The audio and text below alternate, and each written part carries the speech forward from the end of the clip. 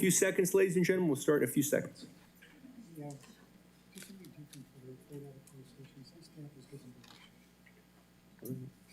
It's just something crazy. Pledge. Want to do the pledge? Give it one. Harris, want to do the pledge? Never mind.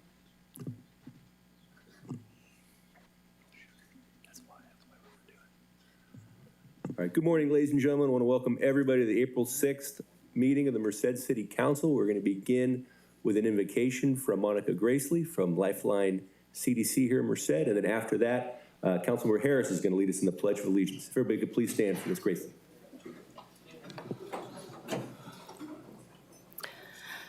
Lord, thank you for Easter, the promise of new beginnings, restoration, and life. Thank you for making a way to bring new life out of broken things. Thank you that you love us where we are, but not leave us there. As a city, we see the beauty all around us. We see neighbors caring for one another. We see teachers giving their best to educate the next generation. We see police, sheriffs, and firefighters working to help our community, keep our community safe. We see nonprofits investing in the well-being of others. We see medical professionals helping people towards health and healing. We see churches, mosques, and synagogues nurturing faith and promoting shalom. We see leaders stepping forward to make our communities a better place to live. We see mental health professionals helping people overcome barriers. It has been said, what we see depends mainly on what we look for. Help us to look for the good in people, in organizations, and in government. Remind us that in many ways we're all trying to make our communities a better place to live. And yet we know there is division. We don't always agree. Help us to see one another as created in your image. Help us to look for the good in each other, and help us to see your shalom, your peace and well-being in our city. As we enter this meeting tonight, you already know what needs to be discussed and what decisions lie ahead. We ask you for wisdom for the council members, kindness in every interaction, and a spirit of humility and cooperation. Grant us your peace that goes beyond human understanding, and guide us to live in a way that reflects the deeper meaning of Easter. Amen. Join me in the Pledge of Allegiance. Ready, begin. I pledge allegiance to the flag of the United States of America and to the republic for which it stands, one nation, under God, indivisible, with liberty and justice for all. All right, thank you, Monica. Thank you, Councilmember Harris. Jennifer. Agenda item D, roll call. Councilmember DuPont. Present. Tao. Present. Harris. Present. Smith. Present. Zhang. Here. Mayor Pro Tem Boyle. Here. And Mayor Serrato. Here. Mayor, I'd like to remind the audience that if they wish to address the City Council, they must submit a green request to speak form located at the podium in the back of the chamber. Additionally, citizens can submit public comment to the City Council electronically no later than 1 p.m. on the day of the meeting. Comments received before the deadline will be sent to the City Council and will be part of the record and will be mentioned as part of the written petitions and communications portion of the agenda and will be posted on the city's website. Material may be emailed to cityclerk@cityofmerced.gov, and any correspondence received after 1 p.m. will be distributed to the City Council and retained for the official record. Also, for those audience members who wish to hear the council meeting translated into Spanish or Hmong, please let our interpreters know.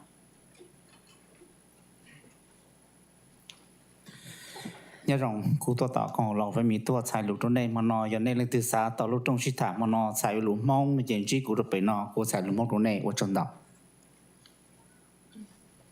Mi nombre es Sandra y voy a estar interpretando a español por si alguien necesita ayuda. Voy a estar aquí. In accordance with Government Code 54952.3, it is hereby announced that the City Council sits either simultaneously or serially as the Public Financing and Economic Development Authority, Parking Authority, and/or successor agency to the Redevelopment Agency. City Council members receive a monthly stipend of $500 by charter for sitting as the City Council, and the Mayor receives an additional $100 each month as part of the adopted budget and Resolution 2024-78. The Public Financing and Economic Development Authority, Parking Authority, and successor agency to the Redevelopment Agency receive no compensation. Agenda item E, report out of closed session. There is no report out of closed session. Agenda item F, ceremonial matters. F1, proclamation, National Donate Life Month. Thank you, Jennifer. Our first of the two ceremonial items tonight is National Donate Life Month. So I believe we have someone, is it Leo Hernandez, someone from Donor Network West. Please come forward. Good to see you again, sir.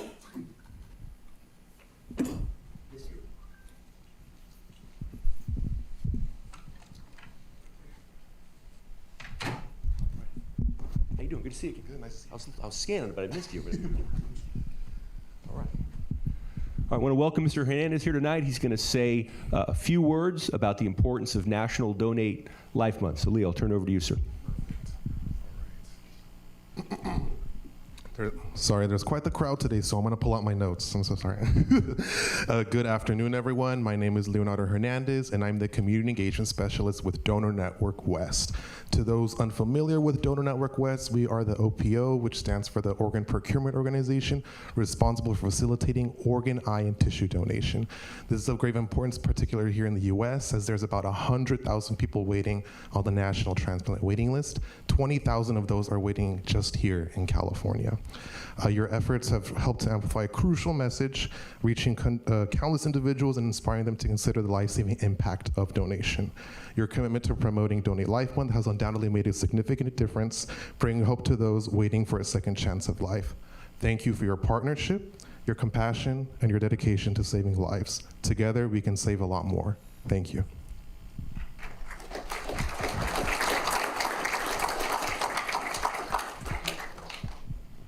Thank you again, Mr. Hernandez, for being here, and I'll read our proclamation.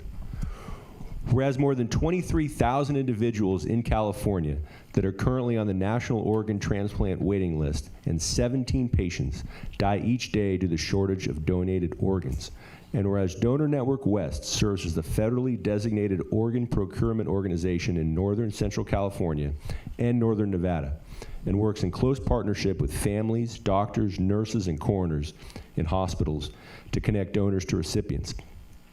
Whereas organ and tissue are life-giving acts recognized worldwide as expressions of compassion to those in need that save thousands of lives each year.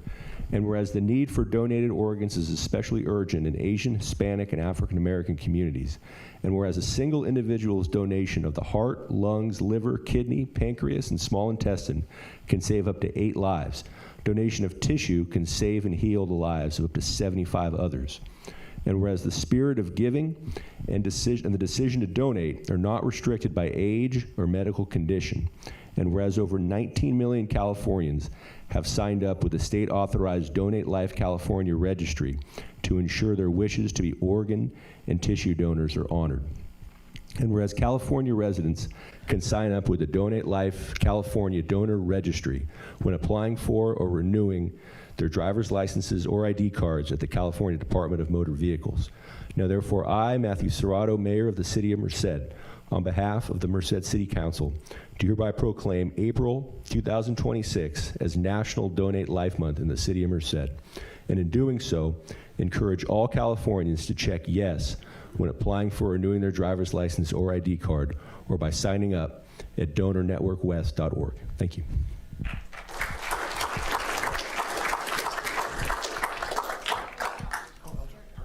Just want to say real quick too, I mean, you can see from the proclamation too how your policy advocacy and your work is so important. We have 19 million Californians signed up, and that's saving lives, and that's because of your work. So thank you.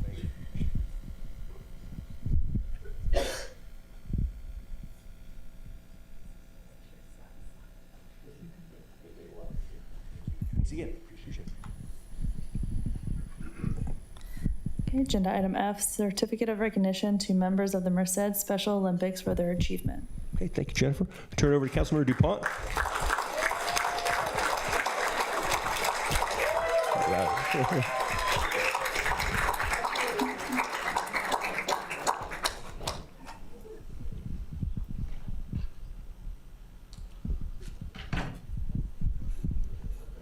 Thank you. Sure. Yeah, that works. Thanks, Mayor. That works. That works. Thanks, Mayor.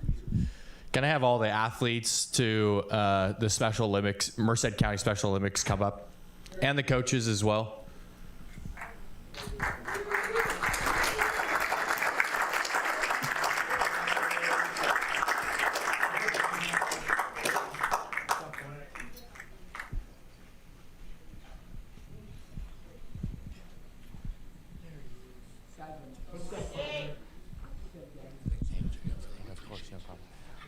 far because you're gonna have to say something.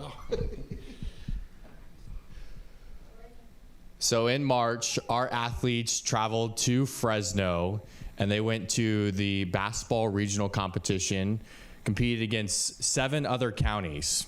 Our Merced Blue Devils came out with the gold medal, and our Merced Bobcats came out with the silver medal.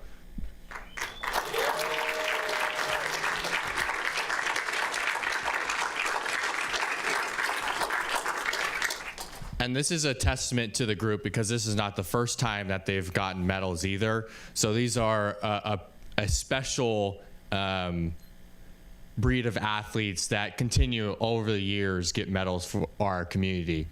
And I want to thank the coaches as well, Adam, who's been a part of Special Olympics in not only the basketball programs, but all the programs for our athletes, helping support them and train them in any endeavor that they have. So I'm going to turn it over to Adam.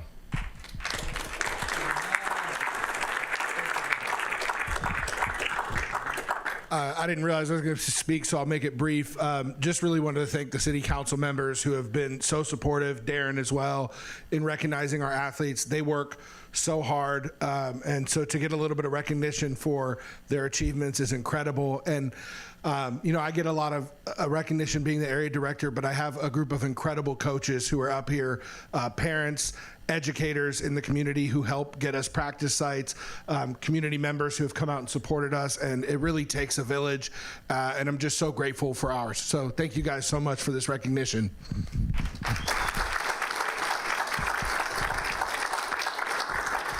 So we have some certificates of recognition. Dimitri Perry. Congratulations, Dimitri. Thank you.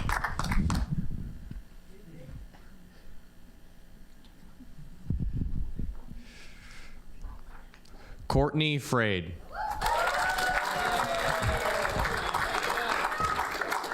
Congratulations. Danae Jones. Congratulations.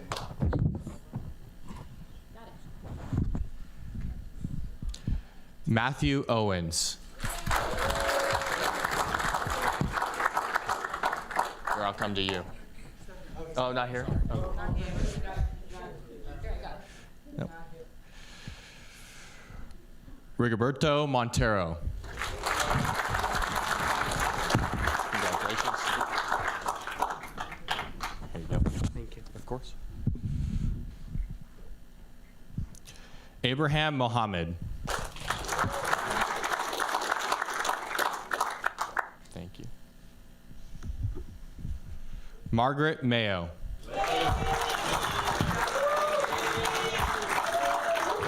Congratulations. Rachel Lopez. Right here, Rachel. Congratulations, Rachel. Mark Hefner.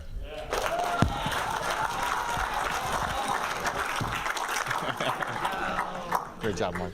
Thank you. Here you go, Mark. Thank you, guys. Raul Garcia.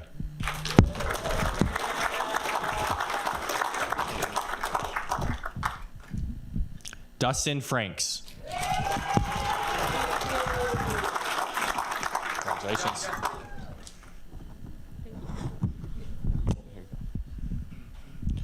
Miguel Castro.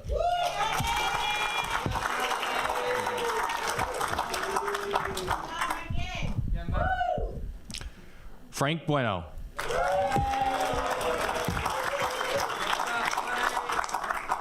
Picture? Here you go. Thanks. Good job. Of course. DeMarquez Montet.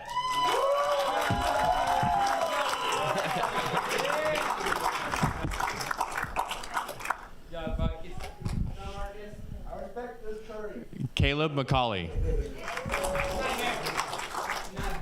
Thank you. Ashley Lopez.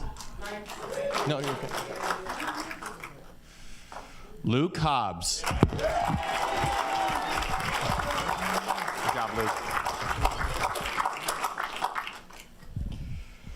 Corey Griffith. Great job. Ruben Garcia. No. Anthony Caldera. No, it's okay. Daniel Avila.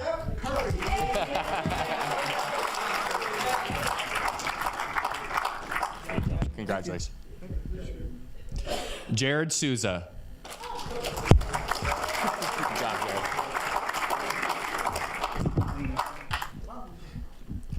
William Mitchell. Congratulations. Adam Goldberg.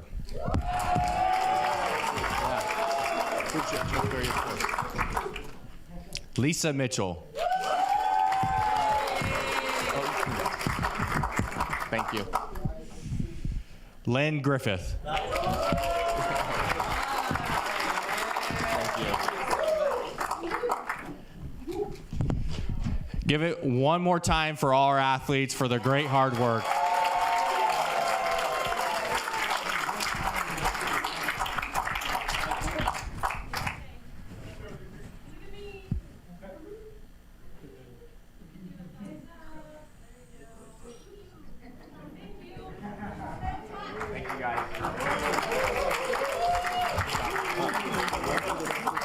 Oh, yeah. There you go. Thanks again. I appreciate you so much.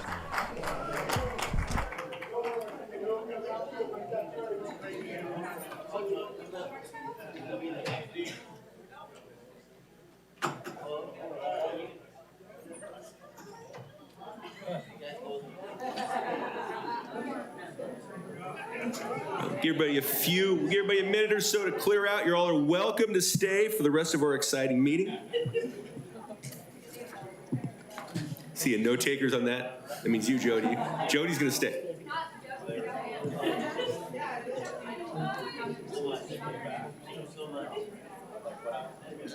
See you good. I tried. That was a firm no. All right. Congratulations, everybody. Thank you.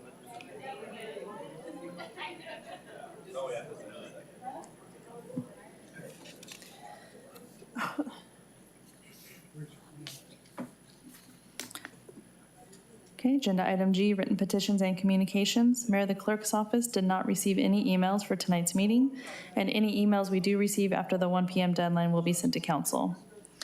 Agenda item H, public comments. Members of the public who wish to speak on any matter not listed on the agenda may speak during this portion of the meeting and will be allotted 3 minutes. The mayor may propose a further limit to the time available for all speakers at the discretion of the city council in order to accommodate as many speakers as possible. State law prohibits the city council from acting at this meeting on any matter raised during the public comment period. Members of the public who wish to speak on a matter that is listed on the agenda will be called upon to speak during the discussion of that item. And Mayor, I currently have 6 requests to speak forms. All right. Thank you, Jennifer. If you want to call the speakers to the podium. Okay, if I can get the first 3 to the podium to my left, Levon Phillips, Cindy Kelly, and Fletchy Jr. Josh Fletch. All right. Levon, whenever you're ready. Oh, right.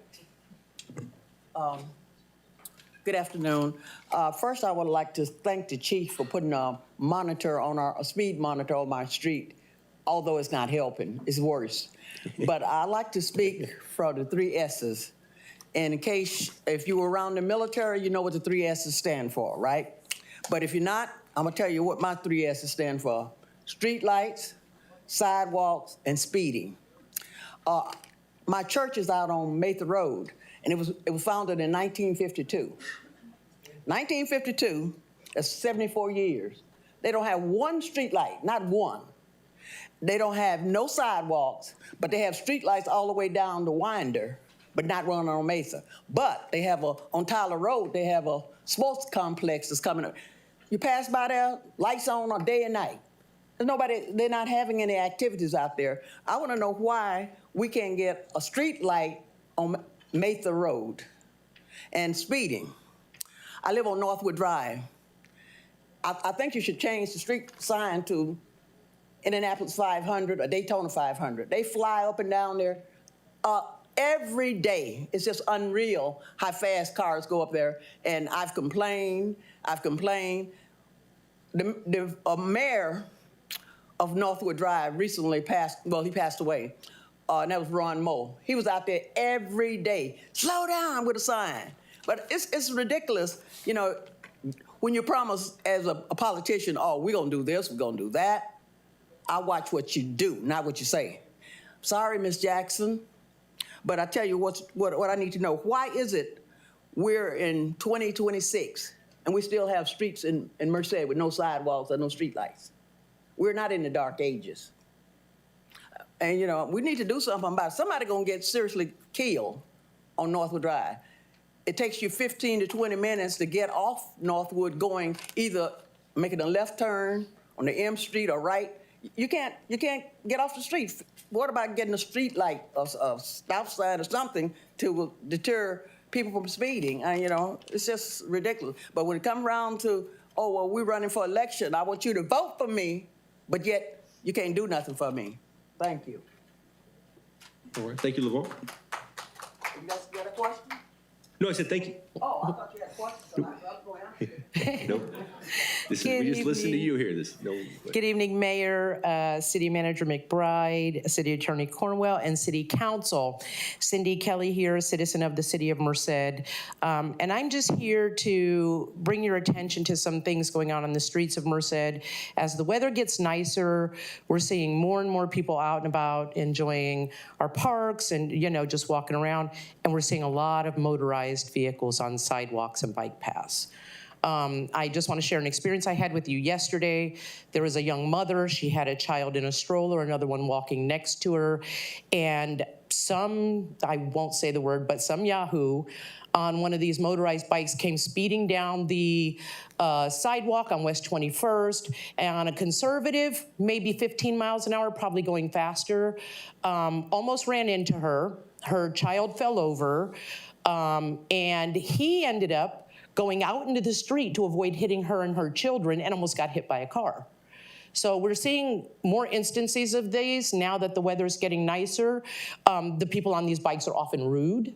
I will tell you the Merced SPCA has had 2 cats hit. Both have required surgery and recovery time before being returned to their colonies. I have been flipped off when I'm out taking care of cats because I'm in somebody's way and they're coming through at 15 miles an hour. So I know other cities, other counties have developed ordinances. They've put out signage. There's requirements on campuses now regarding these bikes and how fast they can go. You know, anything over 25 miles an hour should not be on our sidewalks, should not be on our bike paths. Right now, it's not, my concern is it's not a matter of if somebody gets hurt, it's just when this is going to happen. So I wanted to bring your attention to that and perhaps something you should consider in the not so far future of how to address these motorized vehicles on our pathways and sidewalks. Thank you. Thank you.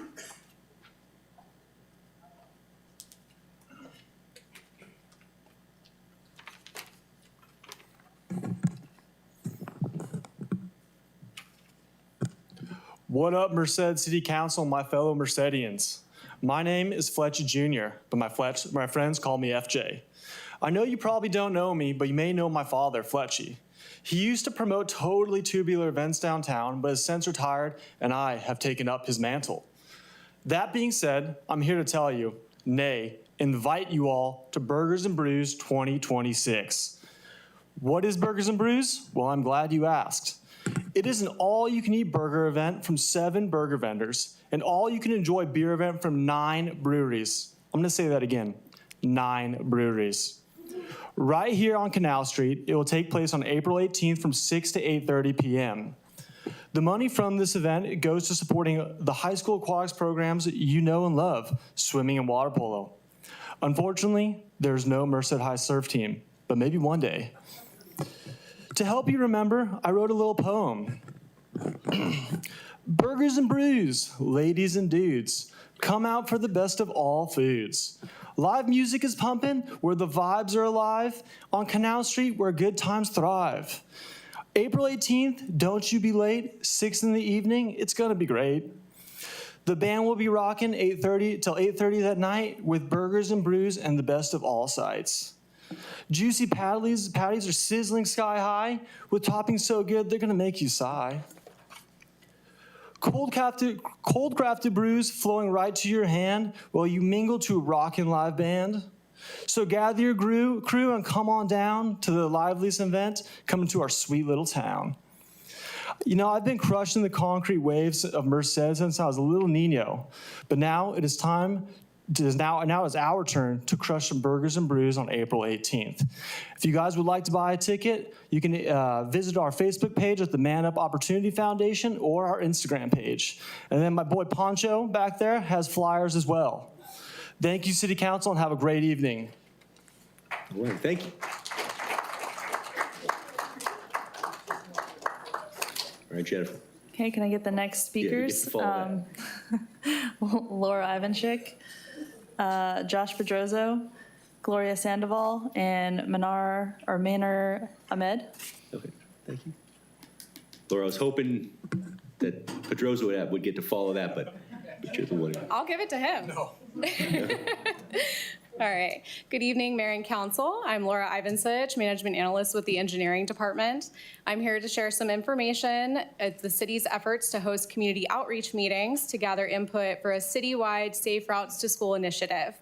There is an opportunity for us to apply for the Cycle 8 Active Transportation Program, ATP grant, to support this initiative. CPPG will be helping us with the grant submission process. ATP projects are aimed at increasing walking and biking through safe and connected infrastructure, which includes improving existing pedestrian facilities to meet modern standards such as ADA compliance. Since community input is a key part of this process, the city will be hosting outreach meetings next week on April 14th at Tenaya Middle School and April 15th at the Merced Civic Center downstairs in the Sam Pipes room. Each meeting will begin at 6 p.m. Just a little background, on March 24th, we had the call for projects issued, and the grant deadline is June 22nd of this year. So we've created a project page on the city's Engage Merced project site. We will share project information on our social media platforms, and Merced City Schools will also share this information via Parent Square. We ask for your support in sharing this information and look forward to seeing you next week. Thank you. Thank you, Laura. Mr. Pedroza. Well, I can't follow up little Fletchy, but I can certainly bore you even more. Good evening, Mr. Mayor, Madam Mayor Pro Tem Boyle, members of the Merced City Council, Manager McBride, and City Attorney Cornwell. Josh Pedrozo, District 2 Supervisor. I would like to invite you to a District 2 Town Hall on Monday, April 13th from 6 to 8 p.m. at the Mondo Building in downtown Merced. I will provide a brief update on this past year, share what we are currently working on, and take questions, and then invite attendees to speak directly with the department heads that we have in the county. I think it's really important that people are able to get out and talk to our department heads because sometimes they feel like they don't have the opportunity to do so. If you have any questions in advance, or if I can provide any assistance at the county level, please don't hesitate to contact me at 385-7663 or by email at josh.pedrozo@countymerced.com. We also have a board meeting tomorrow morning beginning at 8:30 with closed session, followed by our regular session at 10. That's it. Thank you. All right. Thank you, sir. Appreciate the update. And Josh, you said Monday, the 13th, 6 to 8, Mondo. Yes. Got it.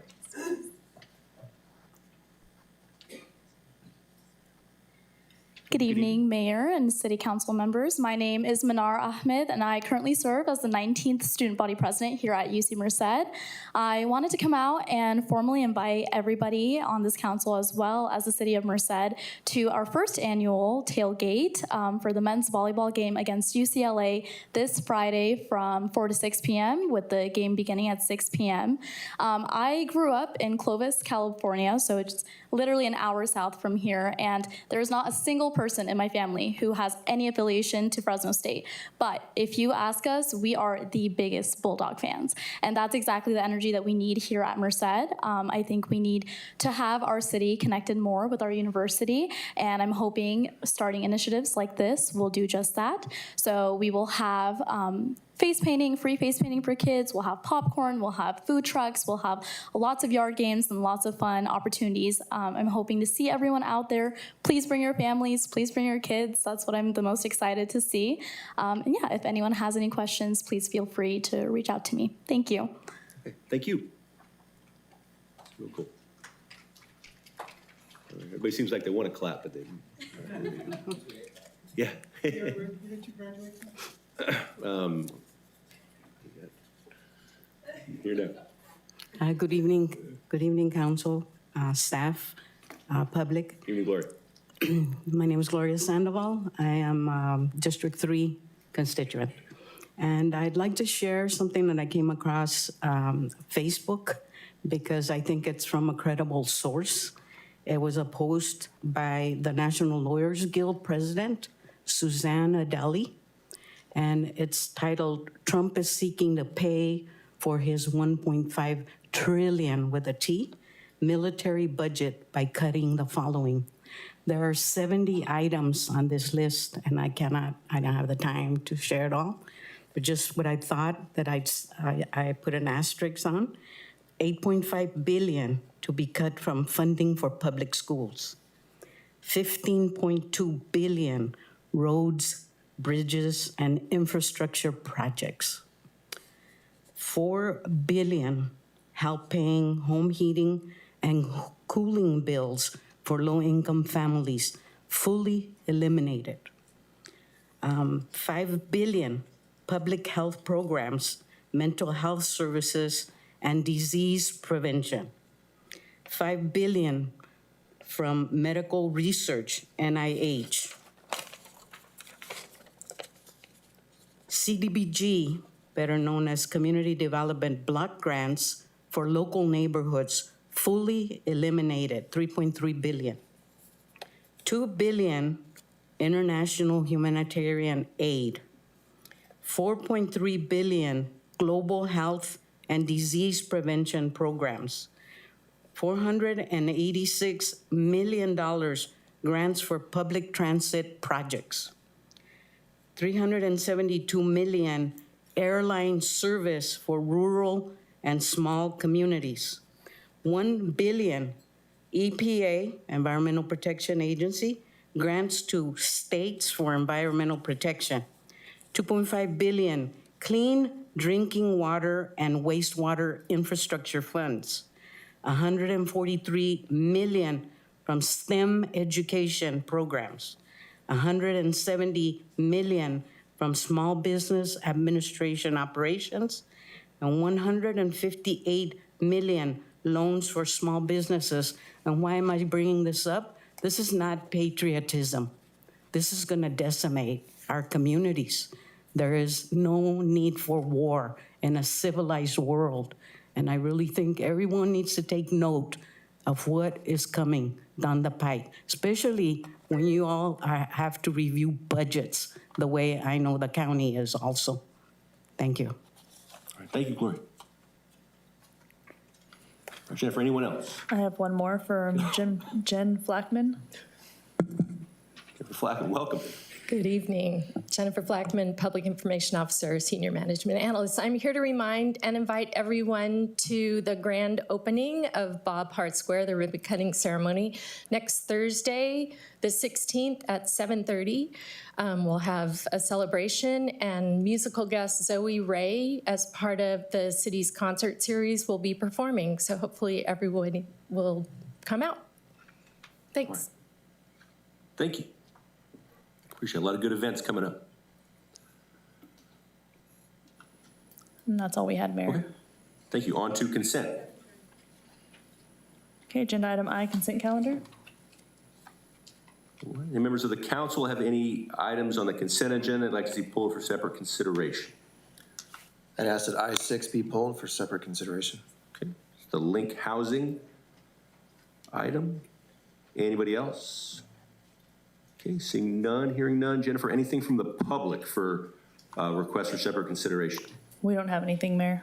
All right, would entertain any discussion or motion with respect to the ballots. Motion. Second. Boyle, DuPont. Okay, I have a motion by Mayor Pro Tem Boyle and a second by Councilmember DuPont. The motion will include agenda item I-5, the adoption of Resolution 2026-11, a resolution of the City Council of the City of Merced, California, approving engineers' reports on maintenance districts and setting a public meeting and a public hearing thereon. Mayor and council, please cast your votes.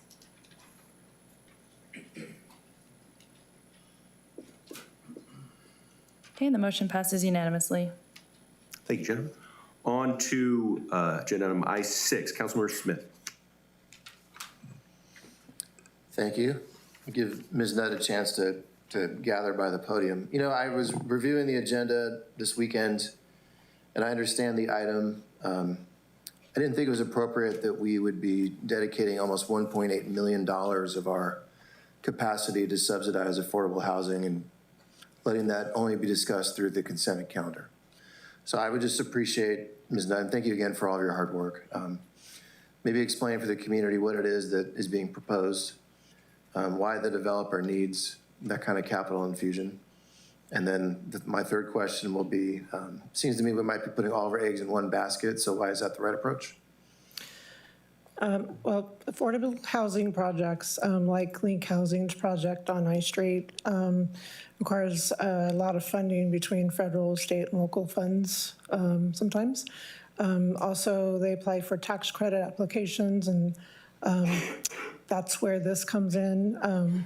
For the last 8 tries, they've not scored competitively for the I Street project with tax credits, and funding of home funds for this commitment letter will help them have a higher tiebreaker score in order to be more competitive against other developments. Now, how did this, maybe explain how this almost $1.8 million allocation would come about? Where are those funds coming from? Well, each year we get home funds, as you know, from HUD. Since 2021, we haven't had a project to dedicate those, starting with those years' funding. We haven't had a project to use those funds towards. The last project we used home funds for was the Devonwood or River Canyon Apartments project. Those used 2020 funds and earlier. So starting with 2021, we didn't have a use of those funds set aside for a specific project. In the annual plan, we did set them aside for affordable housing projects. So the use of funds fits the intent of the annual plan approval since 2021. With other funding that the city has dedicated, including the properties themselves through the Housing Successor Agency, the city has shown commitment to moving that project forward. And with this tiebreaker, with the commitment letter, this is not a commitment of funds, it's just simply reserving the funds for the project and providing the state with the letter, basically proof of that reservation in order to help the tiebreaker. I think even the commitment is significant. Now, I think about this project as an exciting way to build housing downtown, but it doesn't have enough parking. Why is this project the one that was selected to receive this potential infusion of cash? Well, we actually didn't have any other project that was eligible and ready. That's really the key, the ready, because there is a expenditure deadline on these funds, first year being 2029. You figure with new construction, 18-month construction time plus maybe a 6-month occupancy time, that's 2 years. That only gives us 1 year of contingencies. If they don't make the tax credit award another round, it gives us, another few months. So we're running up against that expenditure deadline at risk of losing the funds, at least for 2021. Does the builder think that this amount is sufficient to get over the hump, so to speak? They're pretty confident. They said that this might score them another 5 or 6 points, which may be the difference between getting an award or not. This round, again, the terminology escapes me, but with the round of funds, this is a better round to be able to score higher for them. So there's a better chance of them getting awarded. All right, thank you for answering my questions. I appreciate it. You're welcome. All right, thank you, Councilor Smith. Thank you, Kim. City Manager McBride. Thank you, Mayor. I think we've all seen that affordable housing is not inexpensive housing. It's actually very expensive housing development, and it's heavily subsidized. And as you're seeing here tonight, it's heavily competitive for the funding, right? These projects, unfortunately, have to go through a lot of hoops to get the resources they need to get built. Just some background, I think Kim alluded to it a little bit here tonight. Link Housing was one of the responders to an open housing RFQ that we submitted out to the community. I think it was in 2021. They were a good responder. They're a quality firm, somebody we've been working with to try to get this project together for quite some time. There were several entities that were interested in redevelopment property. This is one of those. And so that's housing successor property now. So they're actually looking to acquire property from the city, which is now the housing successor. So they've been a strong partner for many years. So this is really just extending that collaboration, which is now this funding commitment for these home funds. I see that Joey is here. I think he might want to make some comments tonight, talk about the prospects for the funding. I know they have a good track record of getting things together. We're optimistic we can get this together tonight with your support and try to get this a reality in downtown Merced. One thing I just wanted to add to with regard to the infill development, this project did seek a density bonus, which I think came before the council before, and because of the proximity to transit and other amenities didn't require parking, and so they're trying to maximize 100% of the site for housing, and so that factors into the reason for the lack of the parking. Thanks, Scott. And if I can actually add to Scott's comment, we're actually in escrow currently for those properties. Okay. And part of the requirements of closing escrow is they get the funding necessary. Thank you. All right, Joey, anything to add? Yeah, but I'm more than happy to address questions. Do I have a couple minutes to speak to the project in Link Housing, or would you like me to focus on the questions that came up during our discussion? You have, does he have 15 as an applicant? Or is that, no, don't like this. You have 3 minutes, sir. 3 minutes? Okay, thank you, sir. Yeah, say whatever you like. Good. That sounds good, and I'm happy to take questions after that. Yeah. So good evening, Mayor, Mayor Pro Tem Boyle, council members, City Manager McBride, City Attorney Cornwell, and city staff, and all attendees. My name is Joey Shields. I'm a Senior Project Manager with Link Housing. I really appreciate Jennifer and city staff for making my virtual visit possible this evening.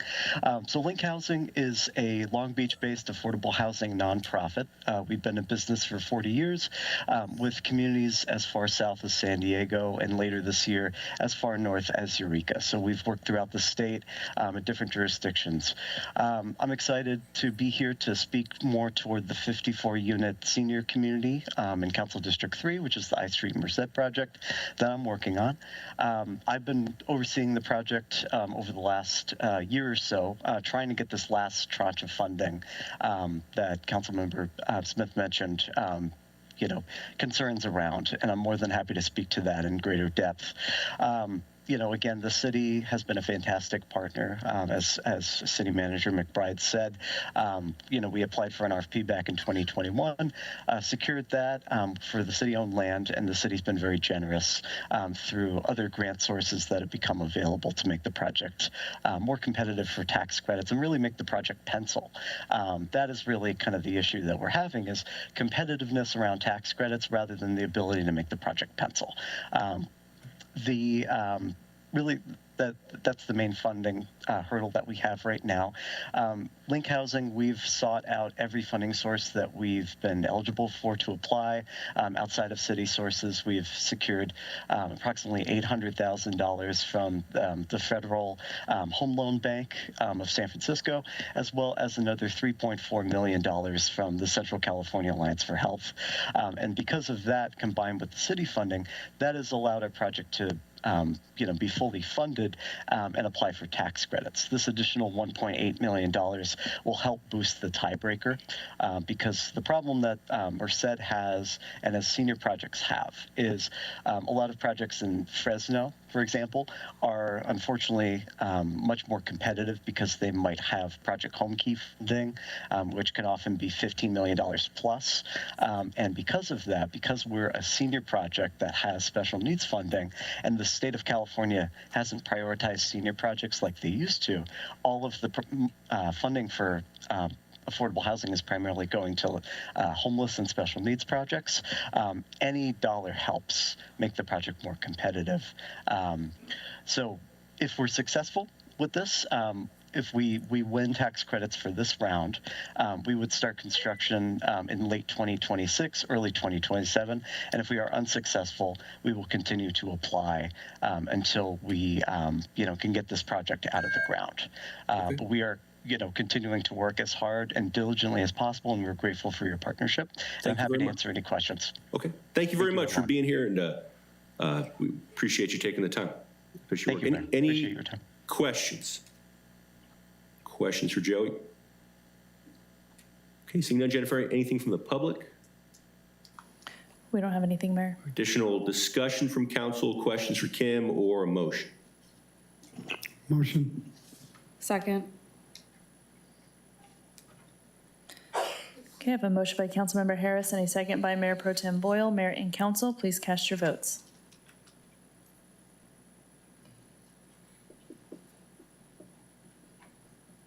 Okay, and the motion passes unanimously.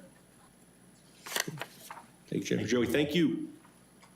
Kim, thank you for the presentation, or thank you for discussing it, and good luck, Joe. Okay, We agenda appreciate your item. support. Agenda item J, public hearings. J1, public hearing to consider adoption of the resolution to update and establish user and regulatory fees for the Development Services Department's effective July 1, 2026. Thank you, Jennifer. Mr. Jordan. Good evening, Mayor, Council, Committee. Daryl Jordan, your city engineer. Tonight, we're here to open up the public hearing to consider the adoption of a resolution to update and establish user and regulatory fees for the Development Services Department, effective July 1st of this year. A little background is the Development Services Department retained ClearSource, which is with us here tonight, financial consulting, last year to conduct a comprehensive fee study of the city's building, engineering, and planning fees. And we have building and planning in the back row there. Thanks for coming, guys. The study provides an updated analysis of the city's costs to deliver various fee-related services, along with findings and recommendations based on the completed user and regulatory fee review.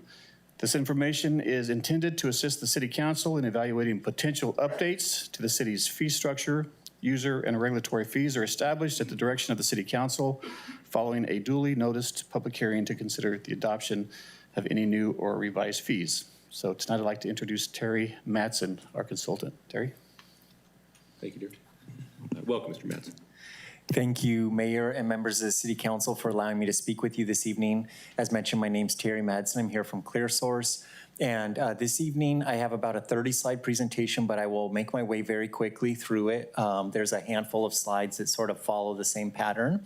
So I will do my best to avoid being long-winded and then allow the council to direct me in terms of feedback or questions.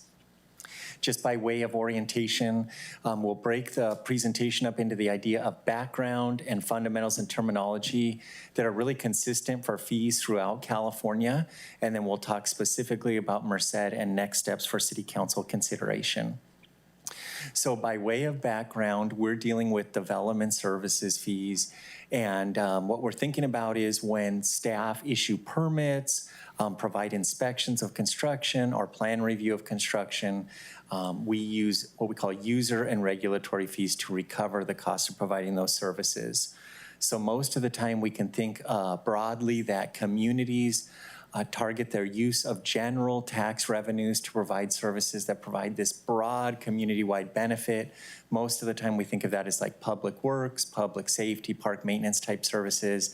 And when we see a specific receiver of service, we use mechanisms like fees and charges to recover that cost. So when we see a direct receiver of service, we think about direct recovery. When we think about broad receivers of service, we think about like tax funding. So we are thinking about service-based development fees. So some human providing some service, as I mentioned, is typically permit processing, plan review, and inspection. And our world for this study is limited to the building world, planning world, engineering world, fire construction review. We are not examining or considering any taxes, any assessments, any utility rates. So those things that Merced residents and businesses sort of encounter on a day-to-day basis. We're not considering any of those items. And particularly, we're not considering any development impact fees. So when we think about development-related fees, we think about service-based fees, and then we think about impact fees. Impact fees deal with infrastructure. Service-based fees deal with humans providing some sort of service. So we're dealing with the service-based side of it. Why does Merced and cities throughout California perform these types of studies? The number one reason is to make sure you comply with legal requirements. Because these are fees and not taxes, you have certain guidance that you're required to follow that's outlined in the California Constitution and the California Government Code. We mentioned the idea that when we recover the costs of these services, we're freeing up those general tax dollars to be used towards broad community-wide services. And I think this final bullet point is particularly important when the city of Merced recovers the cost of providing these development fee-related services. You position Merced to continue to meet the service level expectation of your community. So that legal requirement idea that I mentioned, the California Constitution, the California Government Code, they give us sort of two broad fundamental principles. One is we are not in the profit-making business. So a fee should not recover more than your cost of service, and a fee should be proportional to effort. So something that is more complex in nature will likely have a higher cost of service than something that's less complex in nature. And this study complies with both of those parameters.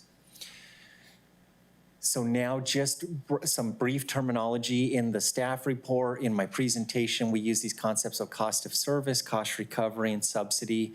And so just cost of service, what we think about is this idea of most of the things we're dealing with can be linked back to time. So if we understand what is the value of our time and how long does something typically take us, we can understand what is the city's cost of service. If an action takes us 2 hours to perform versus an action that takes us 4 hours to perform, the 4-hour activity would have a higher cost of service than the 2-hour activity. Frequently, communities think through this idea of what do I want to recover in terms of my cost recovery levels. And commonly they say for these development-related fees, they target high cost recovery levels because they see a high direct benefit to the receiver of service. So my new construction is causing some regulatory activity, and so we recover the cost of that regulation from me instead of the neighbors in Merced. In terms of subsidy, once we understand what our cost of service is, the Merced City Council makes a decision whether to recover that cost or something less than that. When you choose to recover something less than that, what you want to remember is Merced still incurs the cost. You would just say, I'm recovering part of this cost from the receiver of service, and I have to find some other city revenue source to cover the difference. And typically that other revenue source would be your general fund tax dollars. So everything you've just heard is common to communities throughout California. It applies to all your neighbors. It applies to Southern California, Northern California, Central California consistently. Now we'll talk specifically about what we see in Merced and what is proposed for the council to consider this evening. And primarily what we're saying is that these fees that we're examining, they're regulatory in nature. They're reviews that are required or inspections that are required as part of the California Building Code, the California Fire Code, your own zoning code. And so these are regulatory fees. And because we see this high level of direct benefit when somebody adds square footage to their home or builds new construction, that there is enhanced property value that comes from that. There's enjoyment of the enhancements from that construction. And so the fees that are proposed for City Council this evening primarily target full cost recovery. And the idea of that is when we recover the cost from the actual receivers of service, we are having other Merced residents and businesses avoid subsidizing those private construction activities. A lot of times the City Council says, fundamentally, I understand what I'm being asked to consider. I understand the concepts of cost of service and cost recovery. If I adopted these proposed fees, would I position Merced as some sort of regional outlier, or would I be doing something that's sort of, like provocative in nature? And so what we do is we grab a handful of fees and say, what would the fee be today? What would it be tomorrow for common permit types or permit types that can easily be compared from jurisdiction to jurisdiction? And this is where I'll move relatively quickly, but what you'll see is the light blue shading represents Merced today and Merced potentially July 1, 2026 if you adopt these fees. And over, you're gonna see that the proposed fees do not position Merced as a regional outlier. You may end up in the mid-range, you may end up in the mid-upper, you may end up in the mid-lower, but the bottom line is most jurisdictions are in a similar range. If you see somebody fairly low, a lot of times they're actually having a study and process right now. So today you'll see Madera is at the low end of a lot of these comparison charts. They're currently performing a study. Turlock's currently performing a study. And so these slides give us comfort that what is being proposed falls within the realm of rationalism and reasonableness. And then secondarily that what I want to mention is these comparisons come at the end of the study. So staff did not sort of say, I would like my fees to be in line with the region. What we did as consultants is we worked with Merced data and said to ourselves, what do we believe the costs are for the city of Merced? And what do we believe a rational cost recovery policy would be? We identified those numbers. And then at the conclusion of the study, we performed a regional fee comparison to figure out how would these numbers fit. So we didn't try and force outcomes to the region, but what you found is just based on your own costs in Merced, the outcomes did align to the region. In terms of fiscal impact of the proposed changes, if the council were to adopt the fees as proposed, we anticipate an additional cost recovery of about $1.15 million in annual additional cost recovery. These are costs that you are already incurring as Merced, so this is not intended to fund new services. This is intended to recover a greater share of the costs of services you are already providing. Because these are fees, they are adopted by the City Council at the conclusion of a public hearing. So at this time, I believe Merced will open a public hearing, consider the fee adjustments. Staff's recommendation is that you would adopt the proposed fee schedule. If you do, the fees would be effective July 1, 2026. Thank you so much for your time and attention. All right, thank you very much for the presentation. No one ever has gotten through 30 slides faster than you did. We appreciate it. Any questions from the council before we open the public hearing? Councilor DuPont.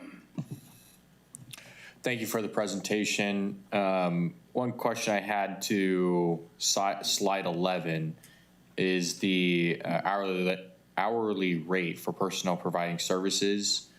So it states here direct and indirect labor costs, services and supplies, and agency overhead.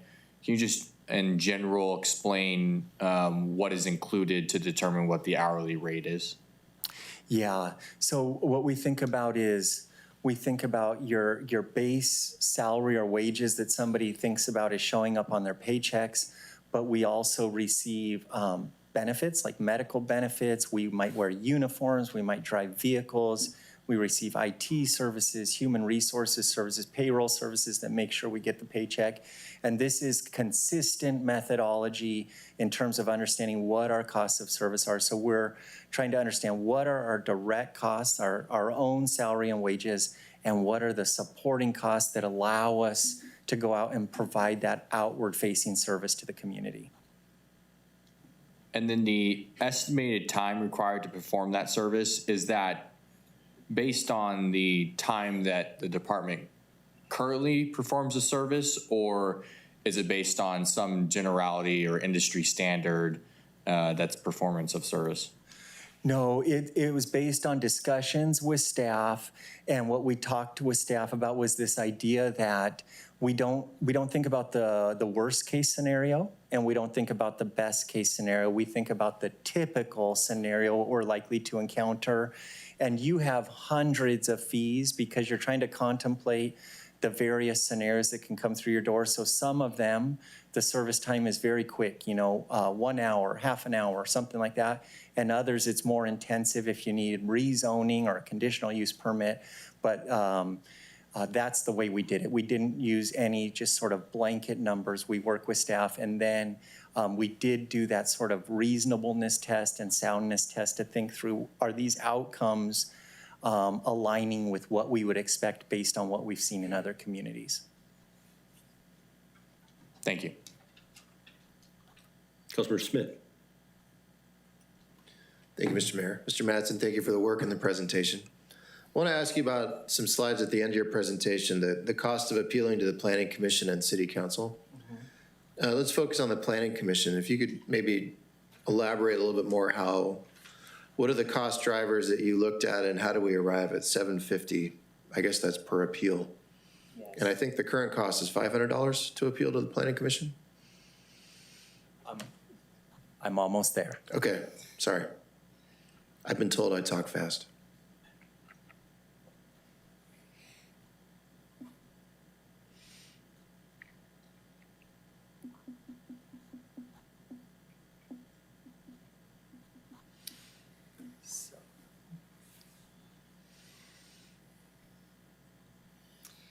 Okay. So thank you for asking about appeals. Appeals are actually an intensive process. They occur relatively infrequently because your staff really tries to help people not have to appeal, right? So staff says to an applicant, this is what your application requested. We've made the decision because of X, Y, and Z, because our zoning code says this, and this project doesn't align to that or something like that. And so over and over, we try and work through this concept. But you should have maybe a handful of appeals in a year. When they do come, they are intensive in nature. But a lot of communities say, I acknowledge that they are intensive in nature. And I said in my presentation that most of your fees attempt to recover full cost of service, but there are a handful, like design review of signs or small residential projects where you might target less than full cost recovery.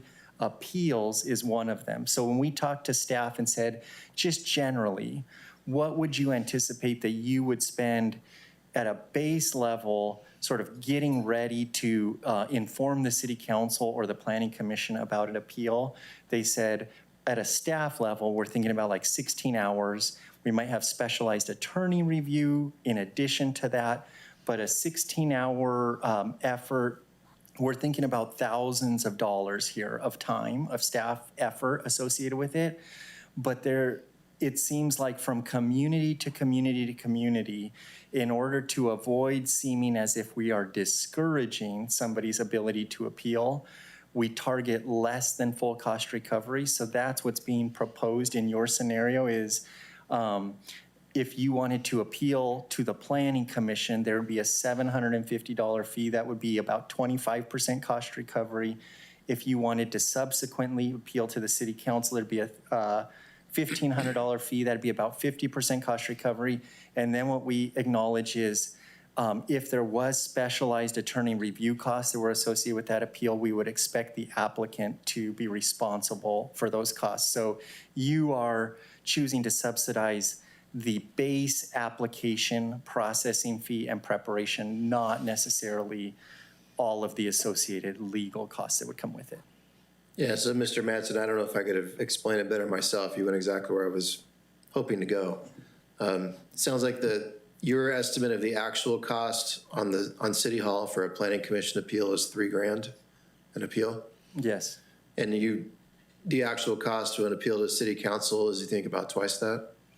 That's also about $3,000. It's just a secondary body that they're appealing to. But we're saying you might likely appeal to the Planning Commission as your first course of action. And so there's the idea is go appeal to the Planning Commission. If you don't like that answer and you wish to subsequently appeal to the City Council, there's an additional fee. And we're saying, hey, another additional level of effort to prepare for that review. Right. And so that's what we're doing. Do you see fee increases done in other cities? Excuse me. Do you see instances where fees are increased for appeals to a planning commission or city council, but also either an increase in the requirements for the appeal or the amount of information given to potential appellants? Do you see those things kind of going hand in hand? You know, I would have to say I don't know the answer to that. I only think about sort of how much does it cost you and what do you want to recover, not necessarily policy-wise, what do you want to wrap into sort of the requirements associated with that. All right, no, that's fair. I appreciate that. All right, thank you. Those are my questions. Councilor DuPont. Thank you. While you're speaking, it sparked another question. What was the methodology used to determine what fees would be 100% recoverable versus lower than 100%, and why did we pick some and not others? So generally, you've chosen, the proposed fee schedule recommends less than full cost recovery in a handful of areas, and they're primarily these small, sort of essentially single-family residential projects, and they're a lot of times at the planning stage. Sometimes a planning effort is an intensive effort, and you're really trying to avoid discouraging somebody from coming and doing things the right way. So if you look for where is sort of proposed less than full cost recovery, you're going to see it in these very small sort of mom and pop type planning projects. You're going to see it in small sign reviews. A lot of times the community targets less than full cost recovery for small sign reviews because you're saying, I think when somebody improves their signs, it's a benefit to Merced, so forth. And then the appeals I mentioned. And then the final one is frequently we see residential driveway encroachments as an area for less than full cost recovery. And the idea here is there is a cost to reviewing somebody who wants to sort of redo their driveway. But a lot of times what communities think is, I'm trying to avoid somebody going out and trying to do this on a Saturday. I have multiple priorities, right? I do want to recover the cost of service, but I also want to encourage people to come in and do things the right way for drainage and so forth. And so that one is, the residential driveway encroachment is the other one where we see less than full cost recovery.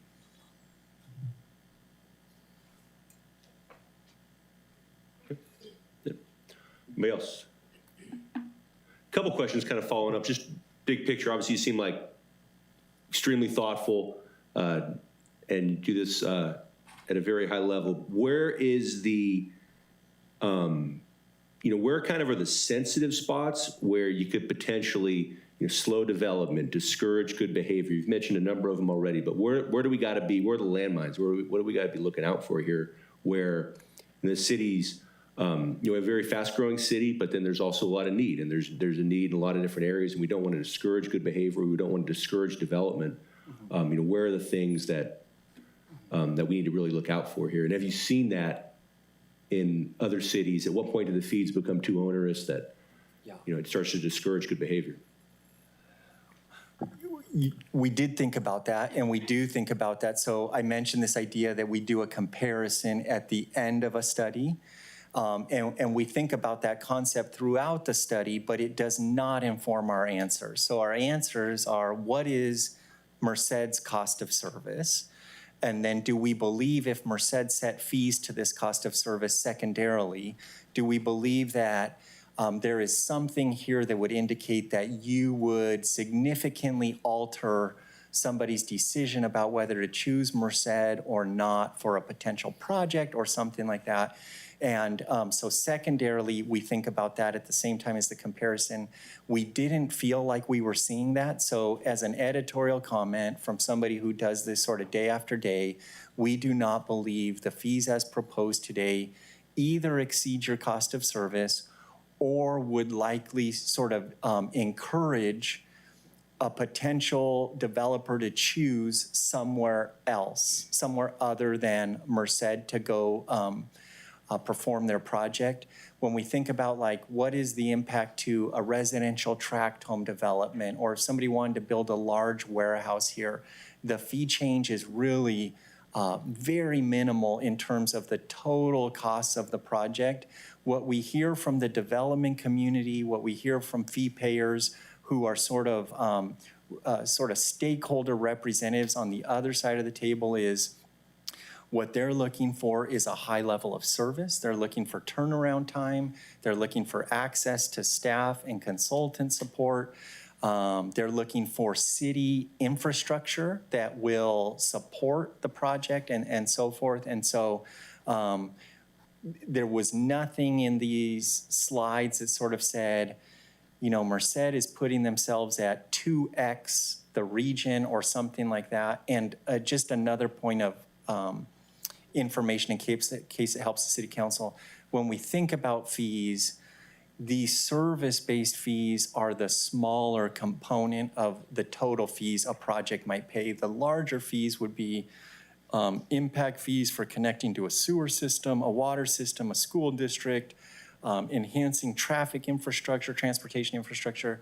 We're not examining those. Those are sort of like the big ticket items when you think about fees, and none of those are proposed to change as part of this process. And it seems like, as you said earlier, appeals and then some of the planning early The stage. small R1 type planning projects. For example, minor CUPs, 20% proposed cost recovery, major 30%. And these were talked through with staff in terms of boots on the ground and what they know of Merced. So they weren't, you know, they were very deliberate, thoughtful approaches to this would seem a logical candidate for full cost recovery versus partial. Some of the use of city property, that would be justified, or is it, it's got a broader public use? Okay. Yeah. All right, Mr. McBride. Thank you, Mayor. Terry hit it pretty solid there. I was going to mention three things that really have an impact. A couple of them he hit, which are really, it's your sewer and water rates, right? Those have a much larger impact. I just want to make a comment too. We did hold a public workshop, and we invited a lot of stakeholders to the meeting. And we kind of alluded to the fact that your entitlement fees, which these cover, your permit fees, which these cover, these are much smaller in the bigger scheme of what we're looking at. Your water fees, your sewer fees, your public facility fees, those carry a much bigger weight in the costs. Those are areas you have to be very sensitive to. We did mention during the meeting that we were holding off looking at rate increases this current year, but they may be prospectively down the road. I also want to mention too, I think the council might be aware, but if not, it's a good reminder. You still do have a public facility finance plan reduction, 50% reduction in place to encourage infill development. So we've been carrying that for a while. And so that is a good incentive for those builders who are out there that are looking for unique opportunities to invest in the core of Merced. And so I think those areas are more sensitive to builders than the fees we're talking about here tonight. I did want to convey, I was able to get some communication from John Beckman, our BIA representative. He obviously wants to advocate that, you know, in all increases are too much, right? But he said the methodology looked appropriate, didn't really have any issues there. So I wanted to make sure that I shared that information tonight. I told them that, you know, for the time being, we're still holding off on the other things we mentioned during the workshop, the water, sewer, and keeping the infill rate where we have it. So I think those are still a fair balance to try to encourage the development we're looking for. And how is this sensitive to our, we made the policy decision a while back to make the infill fees lower. Is it going to affect that in any way, in your opinion? The infill fees that the city manager was referencing are not a part of this study. Sure. But these don't, I mean, all told here, the different. They would modify, but it would, again, it would not be a modification that we would anticipate would sort of trigger somebody to say, I can no longer choose to move forward with this. Councilmember Harris. Thank you, Mayor. Thank you for a presentation. Specifically with regard to appeals, seems to me that if an applicant wins their appeal, they shouldn't have had to pay for it. Are you aware of any municipalities that have that policy? We are aware of agencies that sort of say there is an appeal filing fee. Making sure that people understand there is a cost of service and there is a value of staff time associated with this. But they have a footnote or a clarifier that says if the appellant is successful, that fee will be refunded. Essentially, that appeal fee will be refunded. So we have seen that. And I'm not sure if we propose, I'm trying to look at your footnotes to see if we propose that or not, but if we didn't, and you're asking, have we ever seen it? The answer is yes. Let me just take a quick look at the footnotes.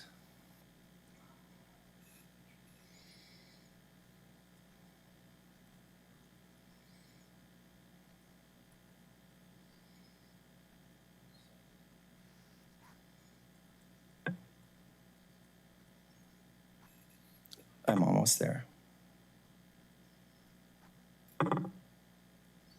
So the footnote for appeals is letter D.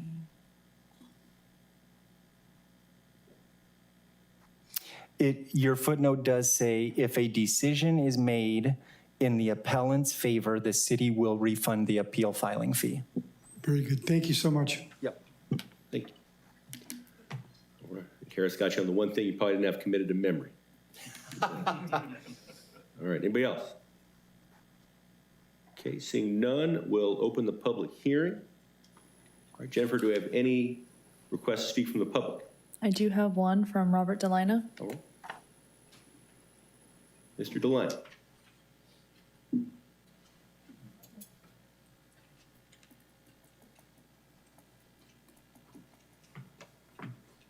You, sir. Good evening, Mayor, City Manager, City Council. So hearkening back to Econ 101, we know that any fee on any activity acts as a disincentive. You can chart it, right? That curve is real. I'm not advocating that we don't adopt these. There's a lot of good stuff in here. The primary concern that I have, I think, is more so around infill. I will disagree that I think some of the fees to the scale that they're increasing will, depending on the size of infill project, will discourage them quite a bit. The general plan amendment fee in particular is increasing dramatically. Zone change, the pre-development application, which has been a fantastic tool for planning, although probably costly. I think the full cost of that was recognized to be about $1,400 some. The application fee for that right now is, I think, $194.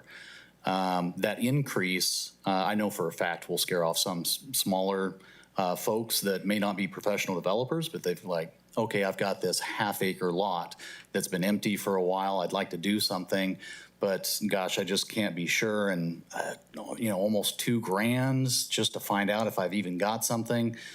And then heaven forbid, oh, well, it's low-density residential. You want to put a duplex? Too bad. You know, you want to put maybe some row housing, 3 houses on that half-acre. Got to do a general plan amendment to move to low medium density and a zone change simultaneously. Just added $30,000 cumulatively to your cost to do so. So I think the main thing that I would recommend you consider is the activities that you do want to subsidize. It's one of Merced's strategic priorities to encourage infill, right? This has been mentioned in your strategic sessions. It's been talked about. There's a current 50%, I think, is the cut on the impact fees if you're building within the infill area, which is great. Keep in mind, you did double that fee at the same time that we created that 50% discount.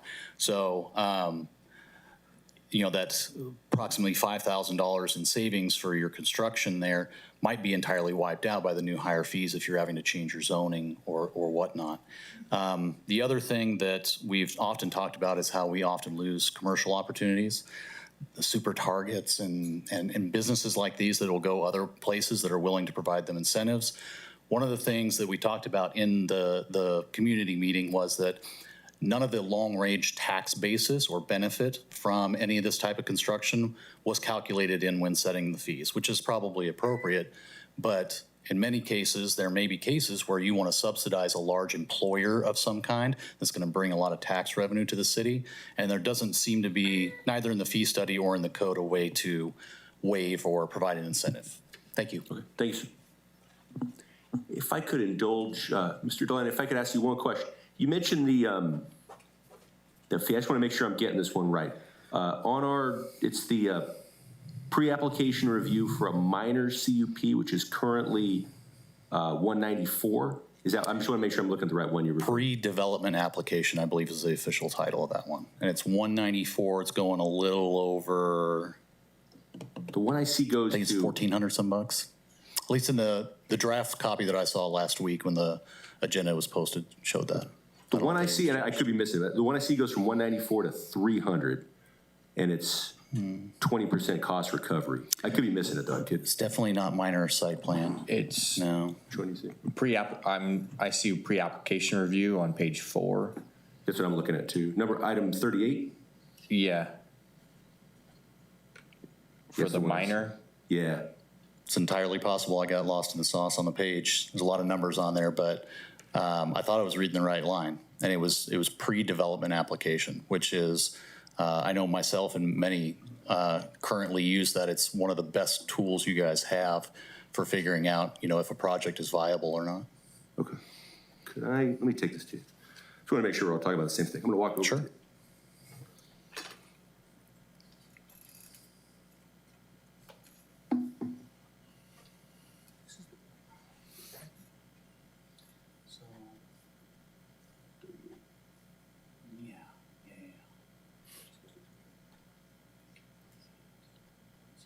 Copy that I saw showed 100% recovery, so I didn't see this. So no, doable. That's my mistake. I read a different line item. I guess I don't know, but it's going to 300, which I still think that's fine. That's appropriate. That won't dissuade people. Okay, if I could. Yeah, go ahead, Mr. McBride. A couple things come to mind, and Terry, I think we're still doing this in the proposed update. We actually wrapped that pre-development fee into a credit when you actually apply for the entitlements. So you don't lose that fee. It gets wrapped up into it, so it's actually a credit for it. The other thing I just want to point out, I know Mr. DeLine is paying attention, so I want to make sure he hears this very clearly. In every R1 and every R2, you can actually do a duplex by right. So you don't need to ask for general plan amendment or zone change. You can do a duplex by right. So that was part of our code amendment to encourage more development and more infill. So we're doing that all over the community. So if there's any questions about that, let's talk about it. Okay, anybody else? Additional questions? Public comments? We don't have any more. All right, seeing none, we'll close the public hearing and we'll bring it back to council for further discussion and action. All right, additional questions, discussion, or a motion? Motion.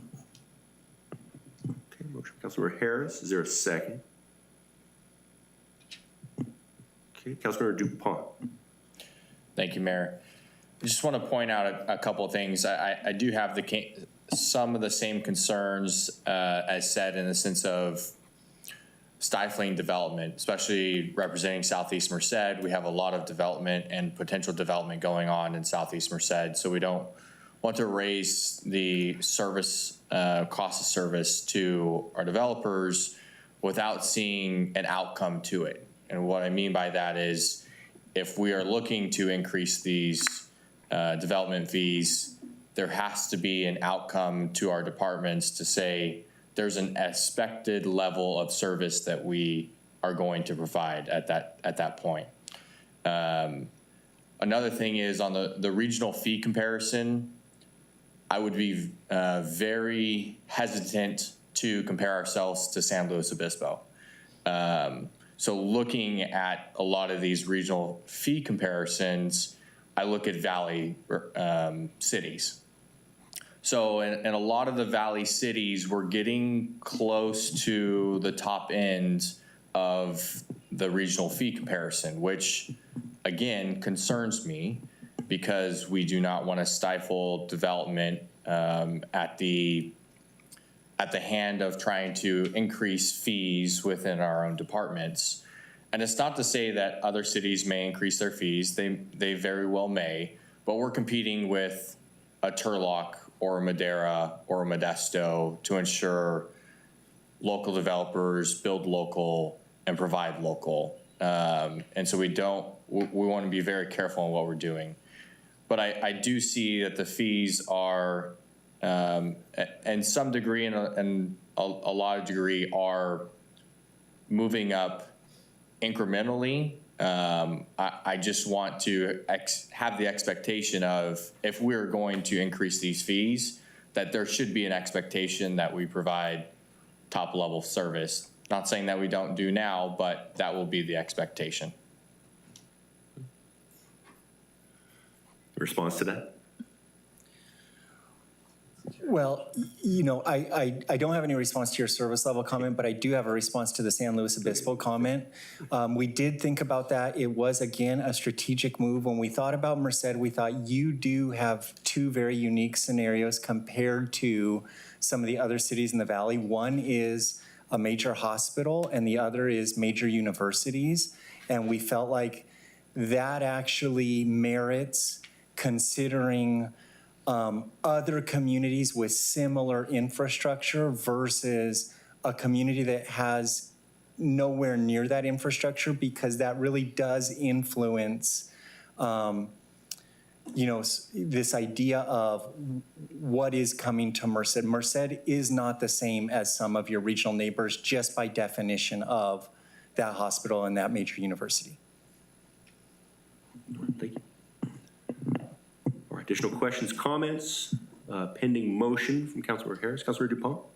Just one last one. I want to just our expectations of, yes, we do have a major hospital. Yes, we do have a university, but our medium income levels and our medium housing prices are totally different than a SLO area. So again, we have to remember that and understand that before we're saying, yes, let's compare ourselves to SLO, because we pass these fees on to the developer. The developer's just passing the fees on to the consumers, who we don't have those medium income levels. We don't have the same comparison of jobs. So again, just food for thought. And I just want to confirm that if you tried to build a home in San Luis Obispo, you would pay significantly more than Merced. So even though I use them for certain comparisons, it is a different spectrum. You are completely right, Council Member. Councilor Smith. Can resist the urge to jump too much into the comparator city, but one thing San Luis Obispo has over us is better wineries. Let's just be honest. You know, look, I kind of look at it stepwise. So should we take this opportunity, and thank you, City Manager McBride, for getting this ball rolling? You know, the answer is yes, right? Venus gave the forecast 3-4 months ago. Planning services it's not paying for itself, and it's nobody's fault. Just the level of the service demand far exceeds cost recovery, right? Also, you know, we all talk to people in the community. The biggest complaint I tend to hear from people in the development community is that things just take too long. And it's not a comment on the quality when their file is picked up, but it's always like, hey man, I'm trying to give your city some money here. I'm trying to build the thing that you guys gave us the green light for. So I don't know what the service level is, but clearly there's a demand and we're not doing enough of it. So we need to charge the users of the service more so we can do a better job. I'm sensitive to Mr. Delina's comment and Councilmember DuPont's observation. You know, maybe there are some economically sensitive styles of development that we don't want to squelch. I don't know that I have enough information sitting here to know how that will impact, say, infill development. On the other hand, I think our fees are relatively small compared to our peers up and down 99. I'm less swayed by that, though. You know, I think outside companies invest in Merced or don't for a lot of reasons, and the fees really is just one of many, right? Did they find the parcel they want, the location they want, et cetera, et cetera? I would rather set the right fee on the front side than set a fee and then try to roll it back or cut it, though, because that does other things, to my understanding, like potentially trigger prevailing wage, which can change project economics. I'm inclined to accept the recommendation as presented. I was thinking about the appeal costs, and as our city grows and changes, you know, in a large sense, that's our community coming to talk to us about the decision we're about to make. I actually think the appellate procedure would be improved greatly if we gave people a little more information about how to present appeals on both sides, but that's not the question before us. I think $750 for a planning commission appeal is probably about right. And I think $3,000 is probably actually pretty low. Having gone through a cell phone tower and a self-storage facility a couple of times, I think the demands on staff are pretty significant. So those fees are commensurate with the need to give the people in our community a chance to speak. So I'm inclined to second Mr. Harris's motion, but I wanted to make sure we had a chance to discuss everything in front of us. The cell tower fee, there's a cell tower fee update on this thing too as well, in case you wanted to know. All right, so is that a second? Still pending further discussion too, but. Sure, second. Okay, so we have a motion and a second. Is there any additional discussion? Okay, seeing none, Jennifer will call for the question. Okay, I have a motion by Councilmember Harris and a second by Councilmember Smith. The motion will include the adoption of Resolution 2026-10, a resolution of the City Council of the City of Merced, California, updating and establishing various user and regulatory fees. Mayor and council, please cast your votes.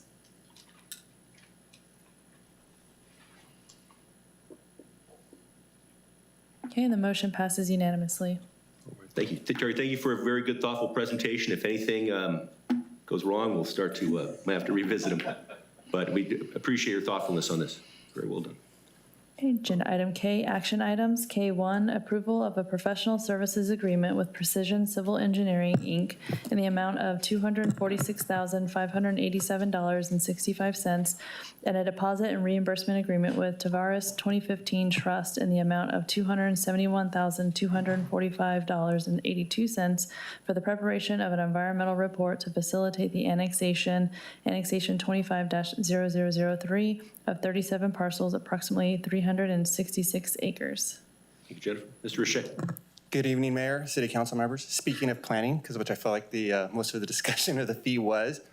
So what I'm bringing before you is a professional service agreement and a development reimbursement agreement with Precision Civil Engineering and the Tavares Trust Fund. This deals with the property that's bounded by Cone Avenue, Tyler Road, Mission, and is just west of Henry Street.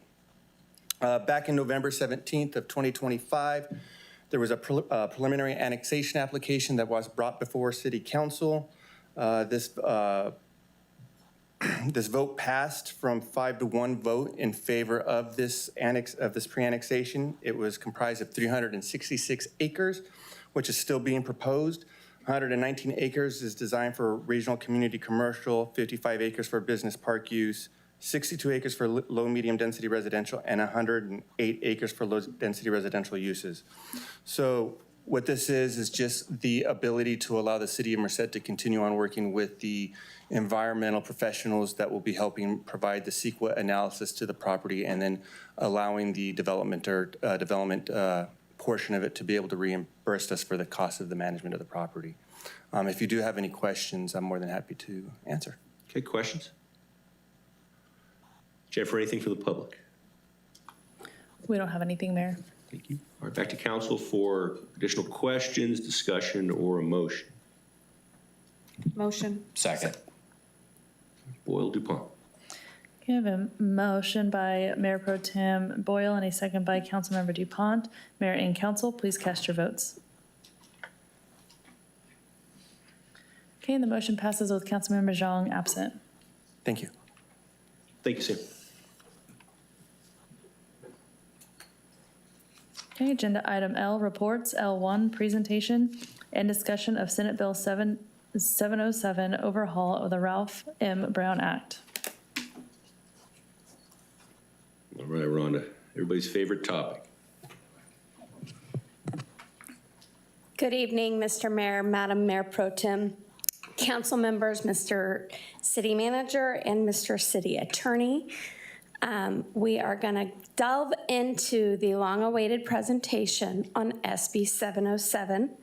A little preview. It's so much fun. I get to come back to you in 2 weeks and delve into another aspect of SB 707. So here we go. First and foremost, as you all know, I'm sure, the Brown Act, Ralph M. Brown Act, also known as the Brown Act, is what requires local governments to ensure that all of our meetings are noticed, open, and public. In addition to that requirement, it also requires that the public have a right to participate, and that's codified here at California Government Code 54953. The Brown Act applies to what is defined as all meetings of the legislative body of a local agency. And we're going to learn how important that concept is. Under the Brown Act, the legislative body means, in relevant part, the governing body of a local agency or any other local body created by state or federal statute. It also includes, so you, City Council, it also includes, under sub B, a commission, committee, board, or other body of a local agency, whether permanent or temporary, decision-making or advisory, created by charter, ordinance, resolution, or formal action of a legislative body. And again, this is all derived at Government Code 54952 and 54953. The SB 707 was introduced and ultimately signed in 2005 during the legislative session. It is California's first major Brown Act modernization in decades. According to the bill's author, quote, "This act is necessary to modernize the Ralph M. Brown Act to reflect recent technological changes that can promote greater public access to local officials. And the changes we're about to talk about include hybrid public participation, language translation of agendas, and encouraged expanded community outreach." It does appear that we learned a lot during COVID and how we conducted meetings, in addition to just the natural advancement of technology. And coming out of the COVID era, the author and many members of the legislature, a majority, decided to do kind of a lessons learned exercise and update the Brown Act to reflect, in their opinion, some of the best lessons from those times. As I mentioned, I will be back in front of you on April 20th, lucky you, because SB 707 really very broadly falls into 3 categories or tracks. The first is a clarification and expansion of teleconferencing rules. That's what I'm going to come back to you on because I didn't want to be up here all night tonight or bore you all. Specifically, the teleconferencing rules could apply to all legislative bodies. That's another very important distinction. And beyond that tract, the second tract is what we're kind of calling miscellaneous changes for all Brown Act meetings. Unbeknownst to you, perhaps, your staff has been working very diligently, and much of what I'm about to verbally commit to you, we've already done because it needed to be done by January 1 of 2026. So these miscellaneous changes that apply to, on the first one, all legislative bodies. First and foremost, you guys interact on social media, and it's allowed in a limited context as defined in the Brown Act, and there was a sunset provision. The legislature told you, don't worry, we're going to get rid of it. 707 removed the sunset provision. So how you conduct yourselves on social media continues and remains, and those restrictions are not going away. The bottom line, legislative body members can use social media to communicate with the public, but a majority of the legislative body cannot discuss matters within their jurisdiction via social media. And you individual members, as well as every individual member of one of our commissions, boards, standing committees, cannot respond to another member's post, shares, etc., on matters within the jurisdiction of the body, including simply liking or disliking the post or comment, or commenting or posting an emoji. The second sort of miscellaneous change that we have already enacted is SB 707 now requires us to provide a copy of the Brown Act to all of you. Electronic copies are sufficient. We have done that. And we did provide you with an electronic copy. We will provide a printed version, obviously, if it is requested. Another miscellaneous change is a relatively unused portion of the Brown Act. If the body is considering a change or adoption of a policy that was brought up through the body's committee process, you technically don't have to have public comment. This stays in effect, but now if there was substantial changes between what your committee brought up and what you're actually deciding on, you have to provide public comment opportunity. In addition, you have to provide public comment opportunity in that scenario if a quorum of the committee did not participate from a single physical location, or if the committee has primary subject matter jurisdiction over elections, budgets, police oversight, privacy, library materials, or tax and spending proposals. And I think this might be the last miscellaneous change that we're going to talk about tonight is as we've allowed during COVID for the use of teleconferencing and remote participation, the Brown Act didn't actually specifically say whether or how one could go about handling a member remotely participating who was being disruptive. The Brown Act now, via SB 707, specifically authorizes removal of virtual attendees causing disruption under the Brown Act. You must still provide a warning before removal unless the behavior constitutes use of force or true threat of force. And just to be clear, once we get input and feedback from you over the next couple of meetings, we anticipate presenting a policy for the council to consider adopting that implements a formal policy on how the city will handle disruptive attendees. And we anticipate that that will be an all-inclusive policy, but we wanted to get feedback or thoughts from you before we began drafting it and presented it to you. The last topic, and actually the thrust of tonight's presentation, is the changes to eligible legislative bodies. And that's where we're going to spend the bulk of this evening. So an eligible legislative body is a subset of that broad legislative body definition that we went over in the first couple of slides.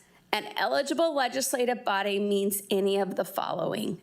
A city council of a city with a population of 30,000 or more. Importantly, the City of Merced's only eligible legislative body is you, the city council. So everything that we discuss from this point forward only applies to you, the city council. It does not apply to your commissions, boards, or standing committees that may be created. What is required? One of the most major changes is that the city council meetings beginning July 1st have to provide access and community opportunity to participate in meetings via either two-way telephonic service or two-way audiovisual platform. The city council, shall provide public comment opportunity for those participating remotely and ensure that the public comment time period for remote participants is the same time period as those appearing in person. I want to be clear here, in order to be operational by July 1, as the law requires, for a one-year period, staff has executed a contract under the assumption that at least through the end of this year, we will be participating via two-way telephonic service. We did that in very large part, because the technological requirements for the audiovisual platform were much greater. And the two-way telephonic service, we could implement very quickly and use it as a trial basis, still meeting the requirements of the law, and we will get our input and feedback from you guys. Importantly, even though we're going to be implementing the telephonic service, your meetings will continue to be broadcast to the public in the usual manner. So they're going to go out over Granicus on the website via YouTube. What this platform is talking about is how remote participants engage with you, particularly via public comment. And in order to even get the two-way telephonic service up and running, we did have to execute a contract of limited duration, so it fell under the bidding requirements. It was approved actually on tonight's consent agenda as an informational contract only, because it's just through the one-year period. And what that contract does is, and I am way out over my skis here, but Jeff and IT are helping me quite a bit. It provides that our meetings continue to be broadcast like we're all used to. In the background, it creates a expansion of the dial-in abilities of remote participants and creates a request-to-speak system, so almost the virtual equivalent of the green cards, and a virtual queue so that the city clerk can manage the flow of the speakers and their requests, and we will know what item they want to speak on, just as though they were participating here in the room in person.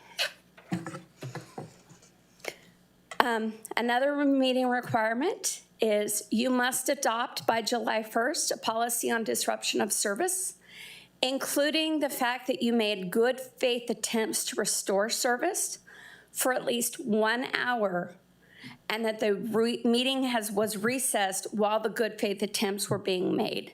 So what this means is that as of July 1, even if all of you are here and everything's going fine, in-person meeting, but we have some form of technological glitch where the public who may or may not be participating remotely lose their feed, we have to go into recess. We'll have a policy that lays out how we attempt to make good faith efforts to restore that service and the steps that will be used. We cannot reconvene for at least 1 hour. If you wish to, if disruption of service cannot be remedied within that hour time period, you may reconvene if you so choose after that hour time period, but in order to reconvene, you have to adopt a finding by roll call vote that good faith efforts were in fact taken to restore the service, and that the public interest in continuing that particular meeting outweighs the public interest in remote access for the remainder of the meeting. You cannot approve this future disruption of service policy on consent calendar, so it will be in front of you for an action item. We are currently drafting a policy for your consideration, and we will bring it forward after the council has been fully briefed on SB 707. And we hear your input on technology and where you want to go and how you want to implement this. We anticipate bringing it to the council in either late May or early June. And I do want to take a moment and say that while I'm up here presenting tonight, City Attorney's Office, City Clerk's Office, and the IT department have worked very hard, very closely together, many bi-weekly meetings leading up to this. So Jeff and Jennifer especially deserve hats off. That this is a total team effort to get to this point. Another requirement, and this is where the big changes come in. The City Council must reasonably assist translation/interpretation requests from the public into any language. The city shall create and publicize instructions on how to request translation or interpretation assistance. Importantly, this requirement does not call for providing actual in-person translation services. And we can satisfy this requirement by allowing sufficient space at the podium for both the interpreter and in-person translator, public speaker, if that's what's occurring, and you guys do that now. We can allow for additional time for speakers requiring translation services. We can also allow for individuals to utilize their personal equipment or commercially available interpretation equipment for translation and interpretation services. Again, we can use digital service. Most importantly, we are not responsible for the content or accuracy of any interpretation or translation that is specifically codified in the law. It is not vague. It expressly states that we are not liable. The city must translate and post the entire council agenda, including the remote attendance information and how to request for interpretive services, into any language spoken by more than 20% of the city's population that also speaks English less than very well.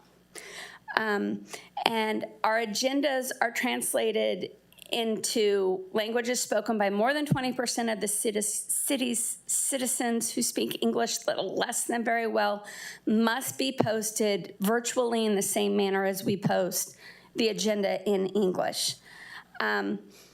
There's a unique way to calculate this threshold. I won't bore you with it, but we looked at the math, and right now we believe that our SB 707 required language translation threshold is met for Spanish speakers.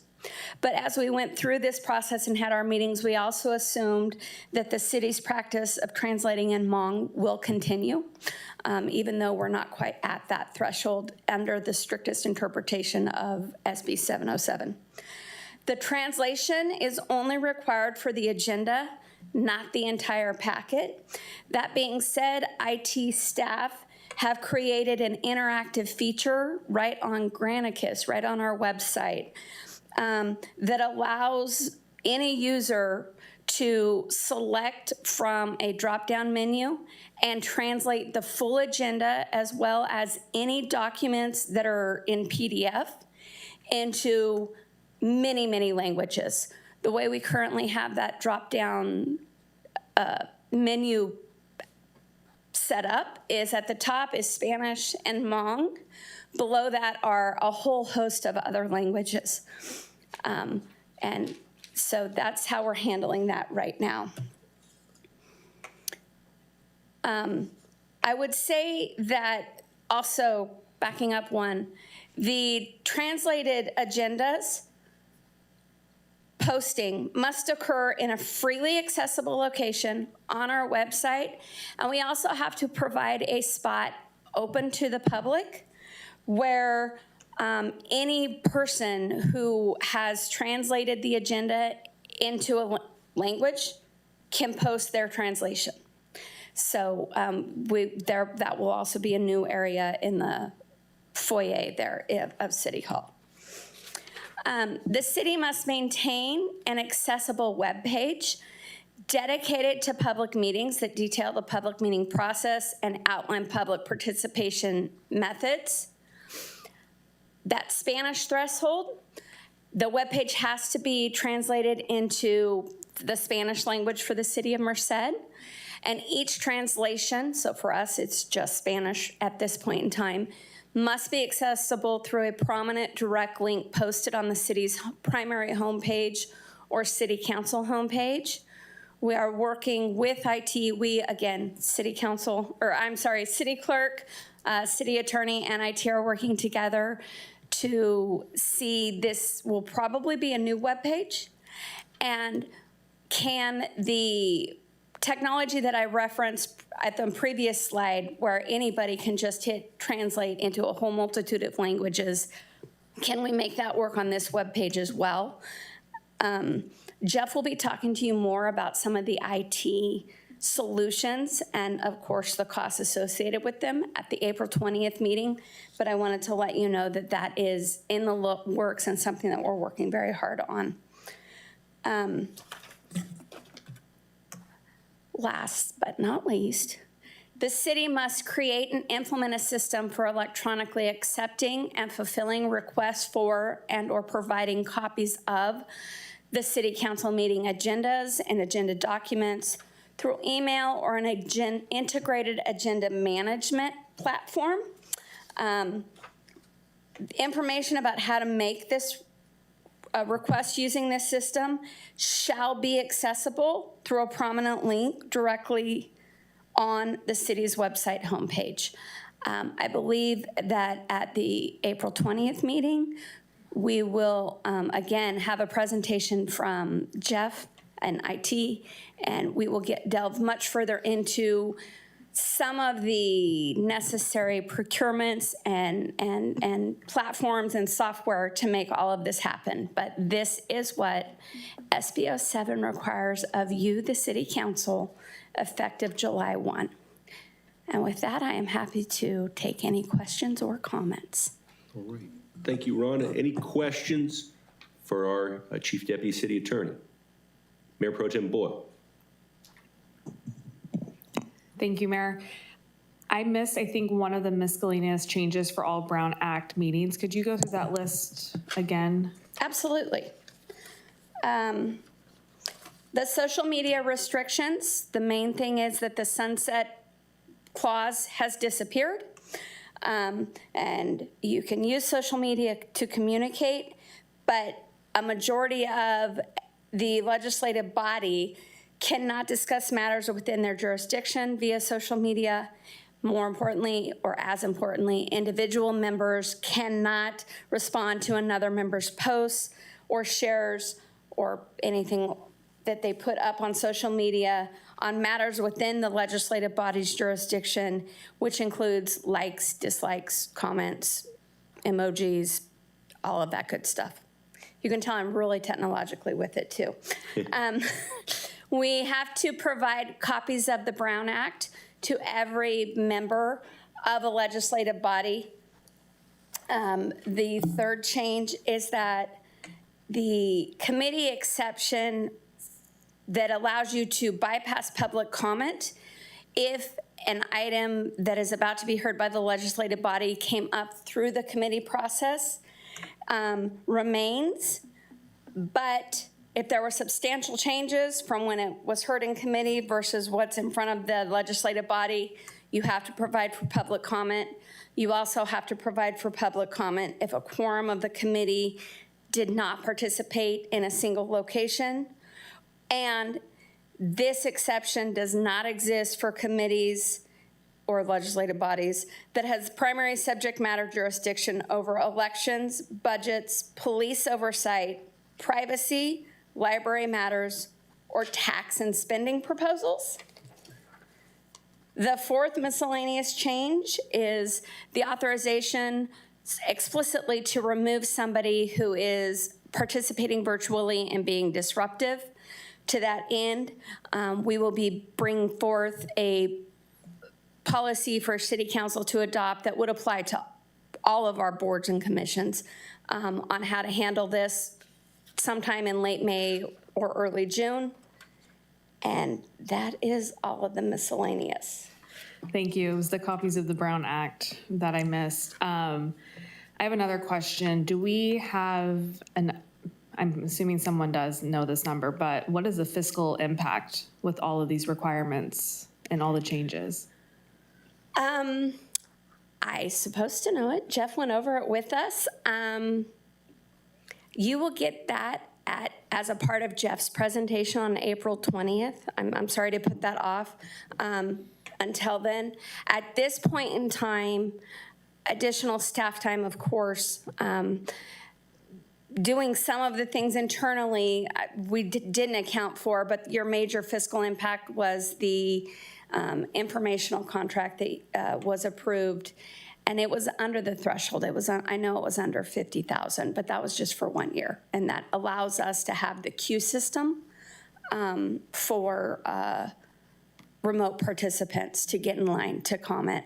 I would like to give a hats off to Jeff and the IT department. The translation technology that I mentioned,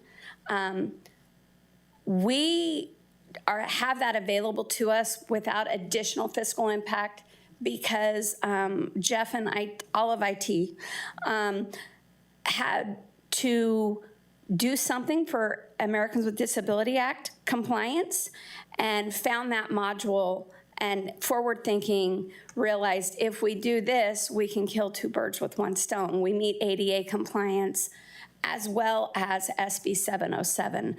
And that was a huge catch on his part and really alleviated a lot of my concerns with the July 1 requirements in that area. Thank you. Yes, I'm hoping on the April 20th meeting, we can at least see what the impacts are.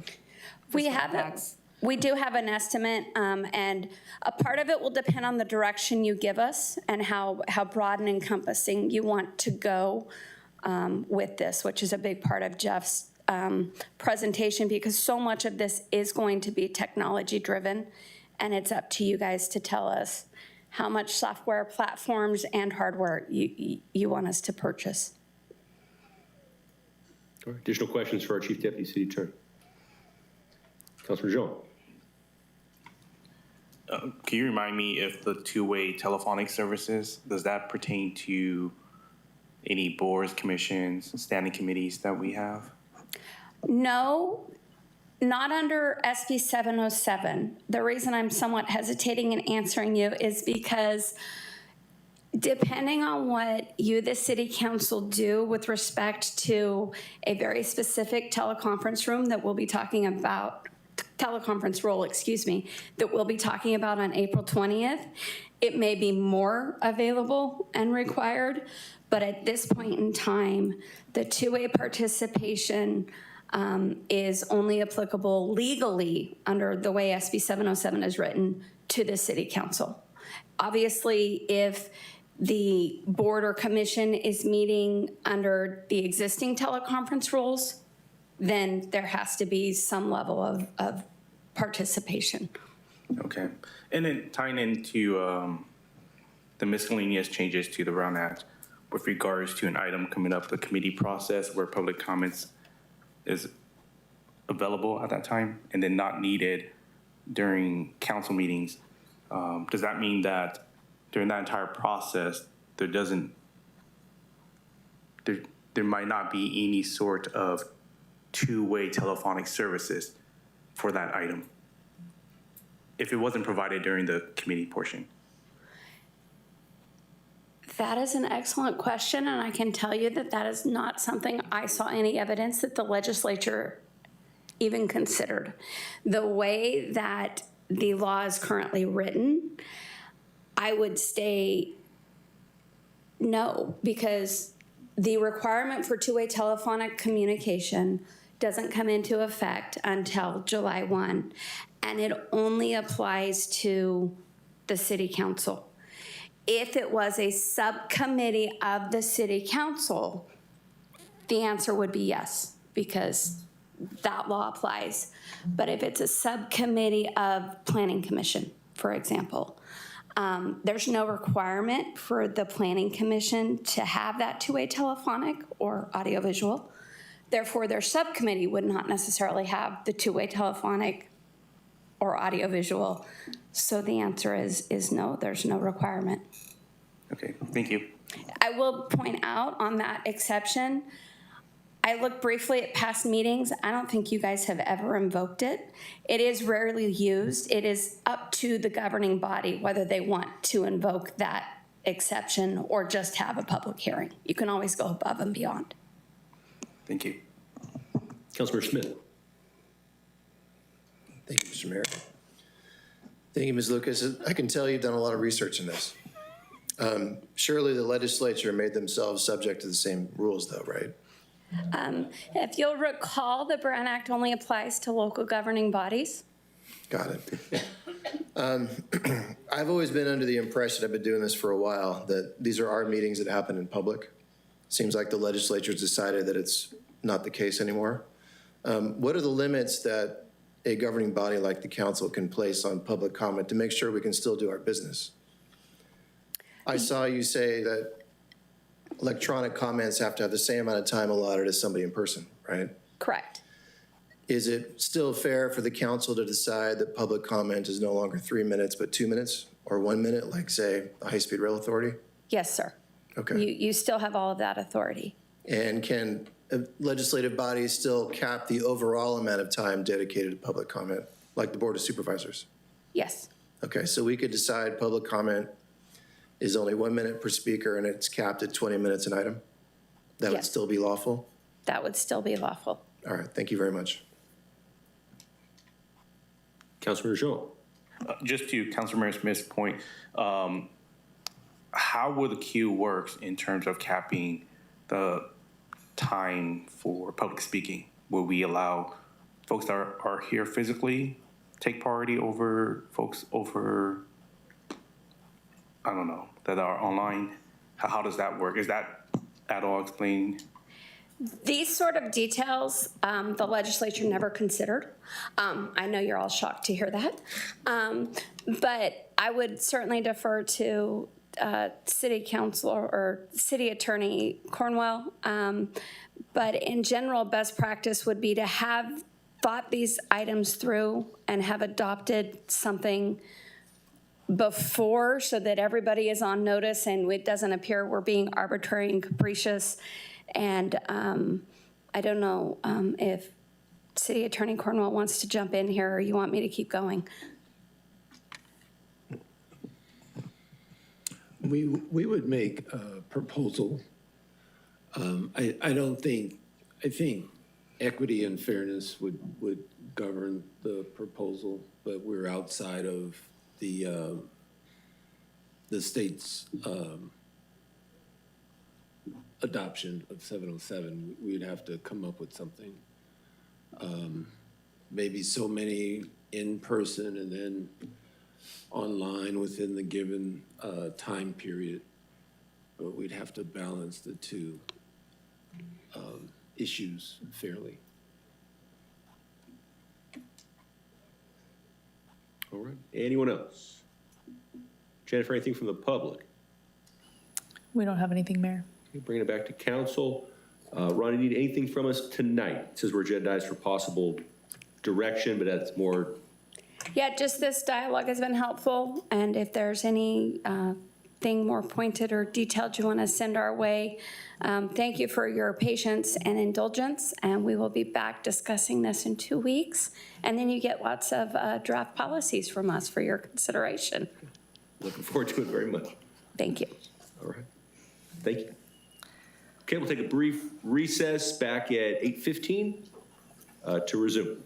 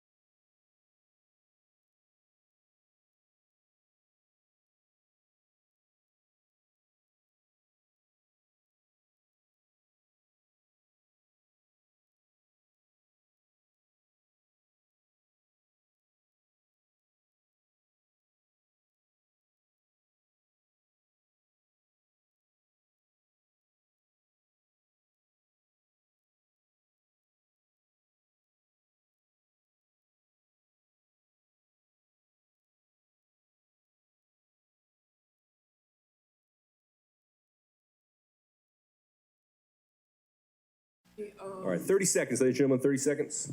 Speak with the CM and then get back to you. Okay, I appreciate it. Uh-huh.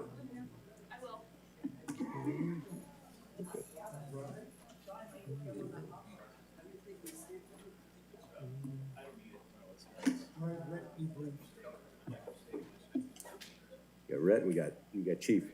Need them both to be brief.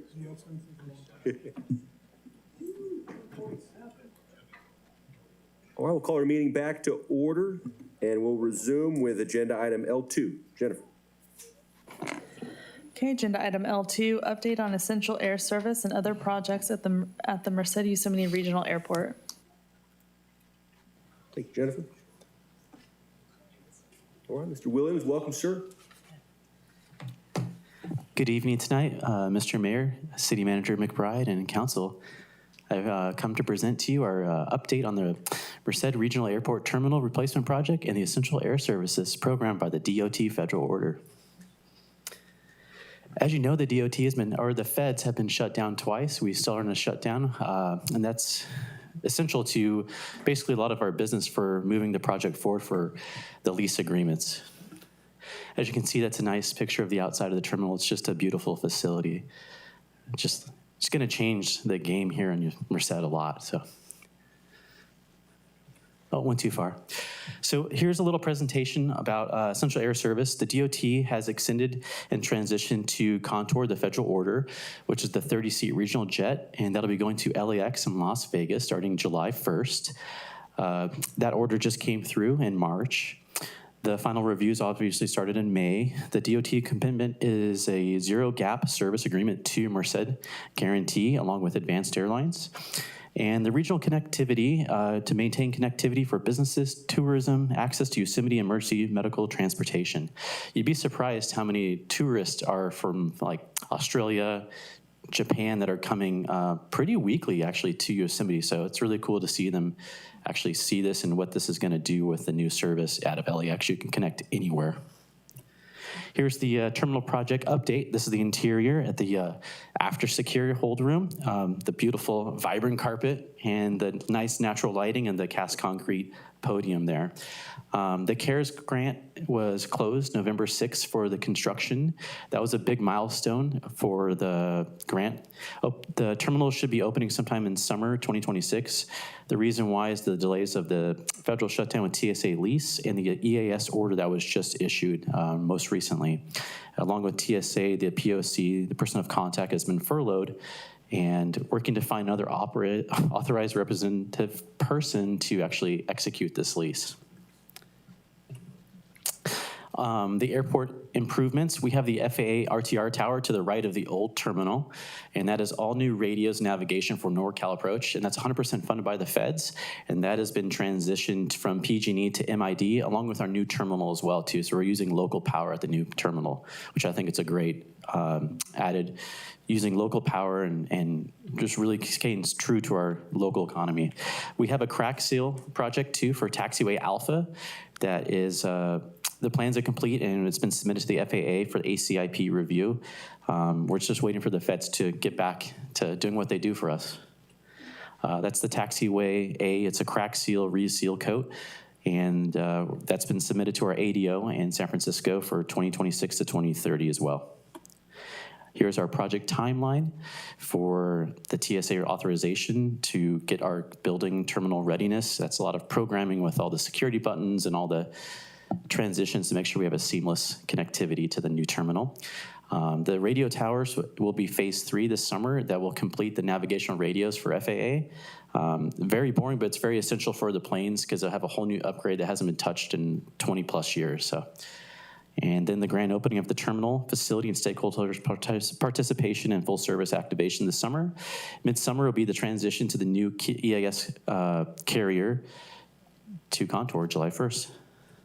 And that is the back of the terminal there when you show up to the new airport.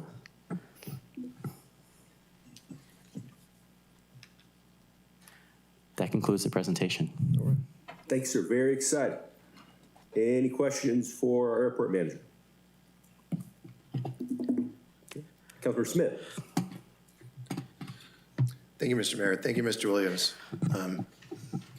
That went so fast, I feel like I have to ask questions to figure out what we talked about. Contour starts June 30th of 2026? It'd be July 1st, 2026. July 1st? Okay, Yeah. right. And so Advance is flying on the 30th. You've been a part of a lot of conversations with us about the airport and, trying to get this asset more valuable to our community at large, but also get it a little bit more generating its own revenue. How is Contour going to help us achieve those goals? Thank you for asking that, Mr. Councilmember Smith. With Contour, the 30-seat connectivity, their proposed employments is up to 21,000 they're predicting, and right now we're hitting about the 4,000 mark. And the reason why that's important is that if we hit the 10,000 mark with the feds, that automatically gives the airport a grant from the FAA for airport projects. That's 1.3 million non-adjusted for COLA. That is the big essential number. That's my strategy for the airport and for the city to move to that number. And people are going to want to fly to LAX to connect to the world, because you can literally go anywhere from there, and Las Vegas as well too, on the 30-seat jet. So that takes that flight time from an hour and 5 minutes to 48 minutes, wheels up to wheels down, along with the additional fuel pumping of 2 jet engines. They're estimated 20,000 gallons per year at this point for half the quarter as well. But again, it's more than just the employments. It's also it's not just brick and mortar, it's an investment in the city's potential to become a true transportation hub for the region. It's an underutilized gym for Merced, and becoming a polished into a modern facility that can turn and support both commercial travelers and general aviation community to really showcase what we can do here in Merced. And it's a big step for Merced. So Contour does code sharing with which other major airlines? Officially, as of today, we're sitting United, American, and Alaska Airlines. So when you check your luggage here, it transfers there. They land into Terminal 6 into LAX. So you're in walking distance of all 3 of those carriers. And also, I know there's a potential another agreement with another big carrier as well that's right there as well. And that really helps for the 2028 games of the Olympics, for people to actually go from here to the Olympics and vice versa to come see Yosemite. So they can be at the Olympics and come up for a night, stay in our hotels, patronize our businesses, our restaurants, our community, see what we have to offer here, and fly back. How many routes a day is Contour scheduled to fly? They're supposed to do 7 daily to LAX and 5 to Las Vegas. Takeoffs or round trips? Round trips. Okay. So 30 seats a plane, 12 trips a day? Correct. Do all those 30 times 12 seats No, get us to the 10,000 employments? Yeah, 12. A week. Okay, that's 12 a week, yes. And and again, this is a federal order by the Department of Transportation, not from the city. And I just want to make sure that's clear. That's the DOT orders, and pick the carrier with our recommendation from the different meetings. It wasn't us, it's the federal government. Okay, so a week. But if people use the service, you think that it's possible that we're going to get to 10,000 employments a year? Yes, they're going to start selling tickets April 14th. And with the co-shared agreement, you're able to go on Google Flights and see the interline agreement and actually book your flights to Merced will show up. They will light that up on that system for all 3 carriers. That marketing alone will be very impactful. You mentioned flights to Vegas and LAX. Is there any route flexibility? With the special secretary's waiver, we can do that for unscheduled service to allow for flex flying with the cooperation with the carrier if we have a seasonal availability to add more or less depending upon the ridership and what they see. So they've taken over other routes in other parts of EAS recently in the Southeast, and you can go on their website currently and see what they're promoting and selling, and that's up to the carrier. They're allotted $25,000 per year from the federal order to market in our community. Thank you, Mr. Williams. That's all I have right now. Appreciate it. I always like it. I feel like I'm in a deposition. No, that's a direct exam in court. Yeah, thank you. Sorry. That's why I'm not an attorney. You can imagine what the cross-exam is like. That's the direct exam. Councilmember Dupont. Thank you, Mayor.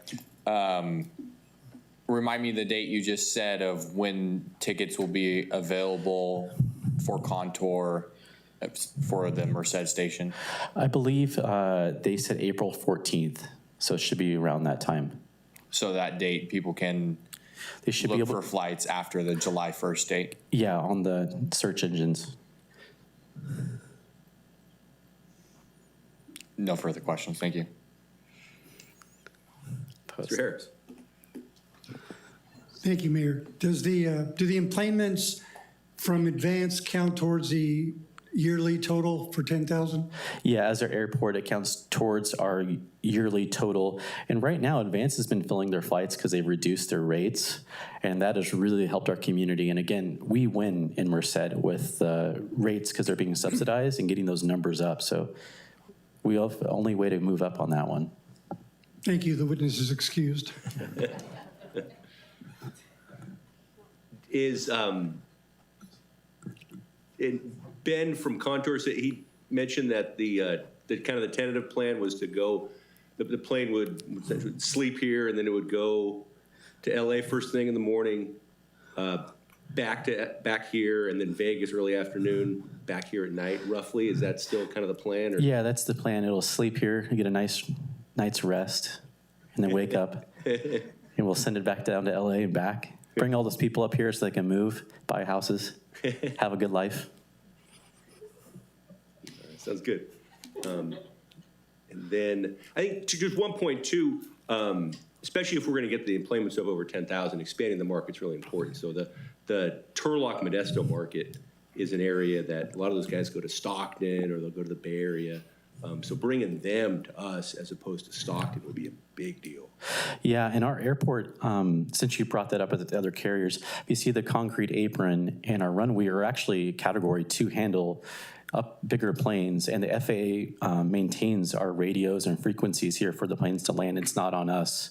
So it's another thing the feds pay for that's not out of our own pocket, and we're ready to grow from there. So we're ready for the infrastructure by doing this program. Do you have a rough idea as to how many annual employments at the Stockton airport? That airport, I don't know off the top of my head, but I know they're in the six figures-ish. They're mostly a cargo hub. They're a line hub to Cincinnati for ABX. But six-figure passenger employment? Passenger, yeah, but their cargo is mostly what sustains that. Fresno, on the other hand, they're hitting, they're going to move up to another category, to Category 2, right below SFO, because of the new expansion and adding those carriers that people thought 10 years ago, and I was there, that it was crazy that we could actually hit those numbers, and now they're hitting those numbers. And if we can hit that 10,000 threshold, that is just the key for us to hit. And I really see us moving to that direction because of all the UC, all of our community needs to get in and out of here, and that's the whole program for EAS, is to help move people to find better jobs or not and come back and forth. So it's more than just a leisurely travel, it's economic viability of the cities to have this airport to deliver that and bring those business aviation clients here to fix their planes when they don't have time at LAX because it's so busy there. They can come to Merced and fix their private jets here in Merced, and that's a whole nother business aspect that is very overlooked here. Got it. Yeah, just quick Google search, 1.3 million in Fresno too. So yeah, point being, we just need to capture a decent sliver of that other traffic to get over 10,000 here. All right, Councilor Harris. Is that a new one, or is that, okay? All right, seeing no other speakers, thank you, sir. I'm excused. You're excused. The witness is now excused. Great applause. Okay, agenda item L3, presentation on the 2025 Police Department Crime Statistics, update on Real-Time Information Center, Blue Light Camera Program, and NIVIN Program. All right, good evening, Mayor, Council. This is something we wanted to do for a long time. The team has really wanted to get in front of this council and give you kind of a reflection on what happened in 2025, what our statistics look like, some of the investments that you've invested into the police department. If you can give me the first slide there, Captain Perez. They're gonna actually run the presentation, but I have a slide here before we start. I wanna just hit on a couple things. Just in the last couple of years, we've looked at trying to reduce some of the things here. We wanted to reduce use of forces, internal affairs complaints, and I kind of wanted to just kind of briefly touch on before the team get into it, what really, I think for me, is my main role. I let the crime statistics flow through the team, but my role is to help make a better police department. I feel like that's my main role, is to improve our police department, and that's what you pay me to do. So When we sit here in 2025, we've had a 10% overall reduction from 2024 in use of forces. That's a big number for us, 10% reduction in times that we have to put hands on a suspect. We've learned that de-escalation techniques. We brought some ABLE training, which is active bystander law enforcement training. It's a third-party vendor that comes in and talks to us about how to engage with citizens. We became the second agency in the state to get our entire department autism certified to deal with people struggling with autism and mental disorders and things like that. That was all taught to us in this class.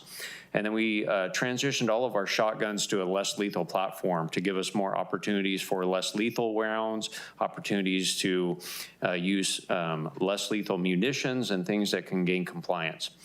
We also had a 10% reduction last year in use of internal affairs, but in the last 2 years and since 2023, we've seen a 50% reduction in internal affairs complaints, internal affairs complaints through our department, which is a huge just a thank you to the staff that have really changed the overall culture. We stayed focused on community relationships, staff development, and we have very few citizen complaints. About 50% reduction in my world is huge. And then one of the things that we implemented last year with your assistance through our new Axon contract that you all signed is a little module in Axon called My90. And we activated the survey system on that. So randomly, if you're a reporting party to the police department, the My90 Axon system will send you a text message asking you to complete a survey to ask you, how was the officer? And we ask questions like, did the officer listen to you? Did you feel like the officer gave you resources? Did they answer your questions? Were they kind to you and spoke to you in a kind way? Those kind of things, that's what we ask in those. And I'm happy to say that pretty consistently since we've been started with that program, we sit at about 78% of our surveys come back and they say they're extremely or very satisfied with the officer or the staff members' interaction. We get about 10% that say they were sent the message in error, and about 12% say slightly negative or negative. It's about 6 and 6. And the number one complaint we get in the negative is that they've called us for assistance and we have to refer them to another jurisdiction because the crime or whatever incident they're reporting happened in the county or it happened in another town. So obviously that is not what citizens like to hear. So we're trying to figure out a way to do the handoff a little better to our allied agencies, because although we cannot respond everywhere and handle every problem outside of the city, we want to find a good solution to help our citizens that have called us that have to be referred to another jurisdiction to have a better outcome. So I just wanted to hit this slide before Captain Perez starts with the presentation and just kind of give you an overall snapshot on our citizen outreach and compliance when it comes to some of the internal things that I pay attention to out of my office. So with that, I'm going to kick it over to Captain Perez, who will give you the rest of the presentation. Good evening, Council, Mayor, City Attorney, City Manager. We're going to go over some of our crime stats compared to 2024 to 2025, and then talk a little bit about what we're doing as an administration with CompStat. CompStat is a goal-oriented, data-driven management system that we use at the police department. We're constantly monitoring our crime stats. Right now with our real-time information center and our 2 crime analysts working in there, one of their main jobs is they built us these crime stat dashboards that are constantly updating so we can see what type of real-time crime data is going on in the city. So at the Merced Police Department, one of the biggest changes we made in our command structure was the implementation of our area command system. So we do have our 4 lieutenants. All 4 of them were assigned an area of command within the city. We have a South Area Commander, Central Area Commander, and North is so big we broke it up into 2 different areas, Northeast and Northwest.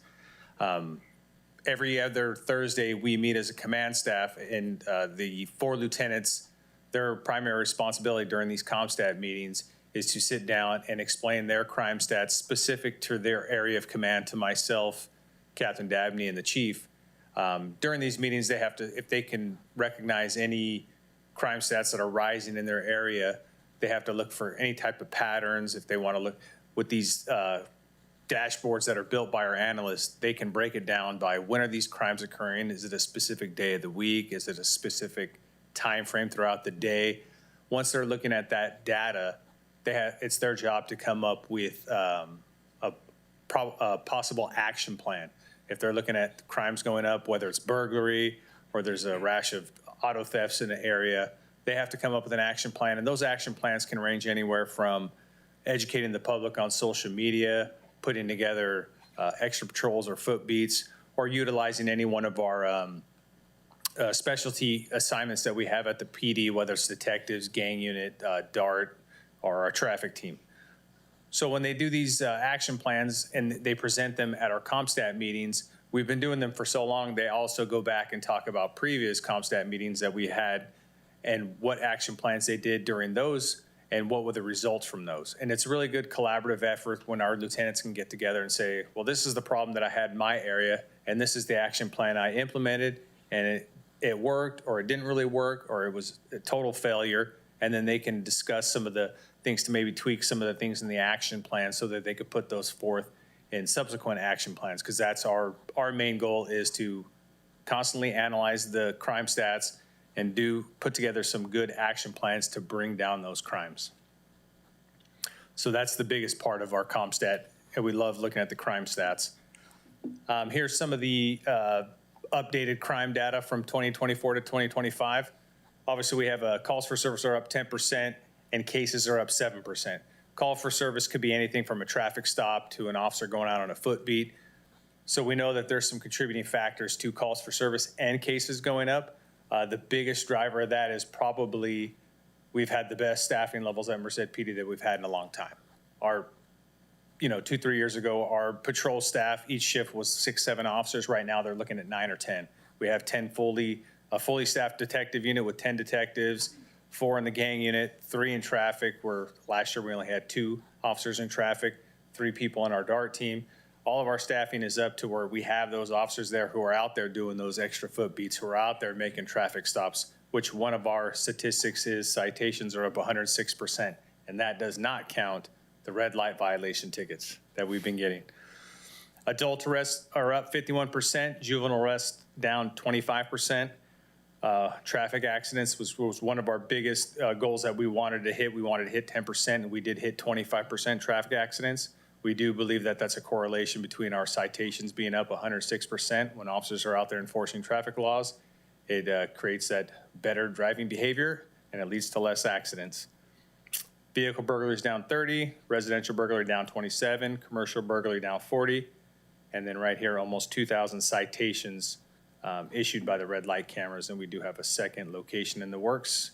And I believe this citation started coming in around June, July of 2025. Robberies are down 25%. Auto theft was another big one that we wanted to hit that 10% mark, and we hit a 38% reduction in auto theft, which is perfect for the community because that's how the insurance companies figure out how to pay your auto insurance, what the premiums are going to be. They're looking at how many accidents do you have in your city and how many stolen vehicles in your city. So that's good for both parts. Sexual assaults are down 15%. Simple assault, that was the only one that went up about 1%, but felony assaults are down 6%, and overall assaults down 0.25%. Shootings down 32%, and our homicides did increase from 7 to 8. And again, these numbers are all related to our renewed focus on staffing, the area command, where they really deal with what's going on in the area and how we're going to fix it. And now I'll be turning it over to Lieutenant Barajas, who's going to talk about the Real-Time Information Center. Thank you, Captain Perez. Lieutenant Barajas, welcome, sir. Thank you. Good evening, council members, city manager, mayor, and city attorney. You guys have heard us speak in regards to the Real-Time Information Center. I just wanted you guys to have a quick overview of how it's been developing over the last year and what developments we've made there. You heard that it's staffed with 2 crime analysts. They monitor our surveillance cameras that we have deployed throughout the city, cameras that we have deployed, cameras that the city has already installed at city parks, as well as community members' cameras, businesses, their own cameras, and I'll explain a little bit on how we do that in just a bit. We talked about what our crime analysts are doing. They complete retail theft bulletins, and I'll give you an example of some of the photos they put out. And they also complete our city statistic reporting that Captain Perez had just talked about. Here's some of the stuff that you'll see on our social media webpage. Our analysts compile these photos and they put them out as a Facebook post and they send it out to the community. And we've had a huge success rate in that just by having the community actually help us out and able to identify these, and we're able to get closure rates on these cases that would go unsolved in the past. As you could see, when we started implementing this, we began getting traction in January, having solve rates of about 10 cases per month. As we continue to develop and put those posts out, we've almost tripled them, finishing the year just right around 30, 35 cases solving per month. So great success story from our crime analyst and our real-time information center putting out that too on our social media. A little bit about the cameras they monitor. We've slowly been developing our camera program, and little by little it has expanded. This is what they look like. So if you see them, and as you're driving around the city, you might see that box with a really, really bright blue light, thanks to Captain Dabney that loves to install the brightest blue lights on them. Great deterrent, great in reducing crime, and this is one of the tools that Captain had talked about that we revert back to when we're trying to help out a business that's having a certain type of problem or theft, or a neighborhood that's dealing with certain issues. We go and install one of these, or we have even had businesses that purchase one and then we monitor it through the city. Here's what they look like. This is some of the cameras you might recognize off of Loughborough, Glen, the zoo, monitoring our famous zoo sign that has quite a history here, obviously. Believe it or not, that same camera, we had a stabbing that was captured on that camera, and then on another camera just off the, a little bit further into the park, one of our most recent homicides was solved thanks to that camera that was there at that park. Here's some of those angles that I'm talking about. You'll see Ferens Park there on the bottom left, and then Ferens Park there on the right, pointing at the roadway with also one of our speed cameras. So we use it to monitor our own equipment so that it doesn't get stolen, because tires like to go missing on those trailers. A little bit about the camera integration that I talked about that we deploy out to the businesses. We use a program called Axon Fusus, and what we do is that there's a module just shown here. That module can be purchased by any business or community member. They can install it on their cameras, and what that does is it feeds the cameras into our system so that our crime analysts can review it. So if we have a crime and we know that we have access to those cameras, it shows us on a map as to where we have cameras, as you see there on the picture on the map. So the more cameras we have, it'll pop up an icon. So if we have a crime that happened in that area, we can pull it up and know that we have some footage that we can review in that area to help solve some crimes. And with that, I'll be turning over to Lieutenant Saunders. All right. Good evening, City Council, Mayor, City Attorney.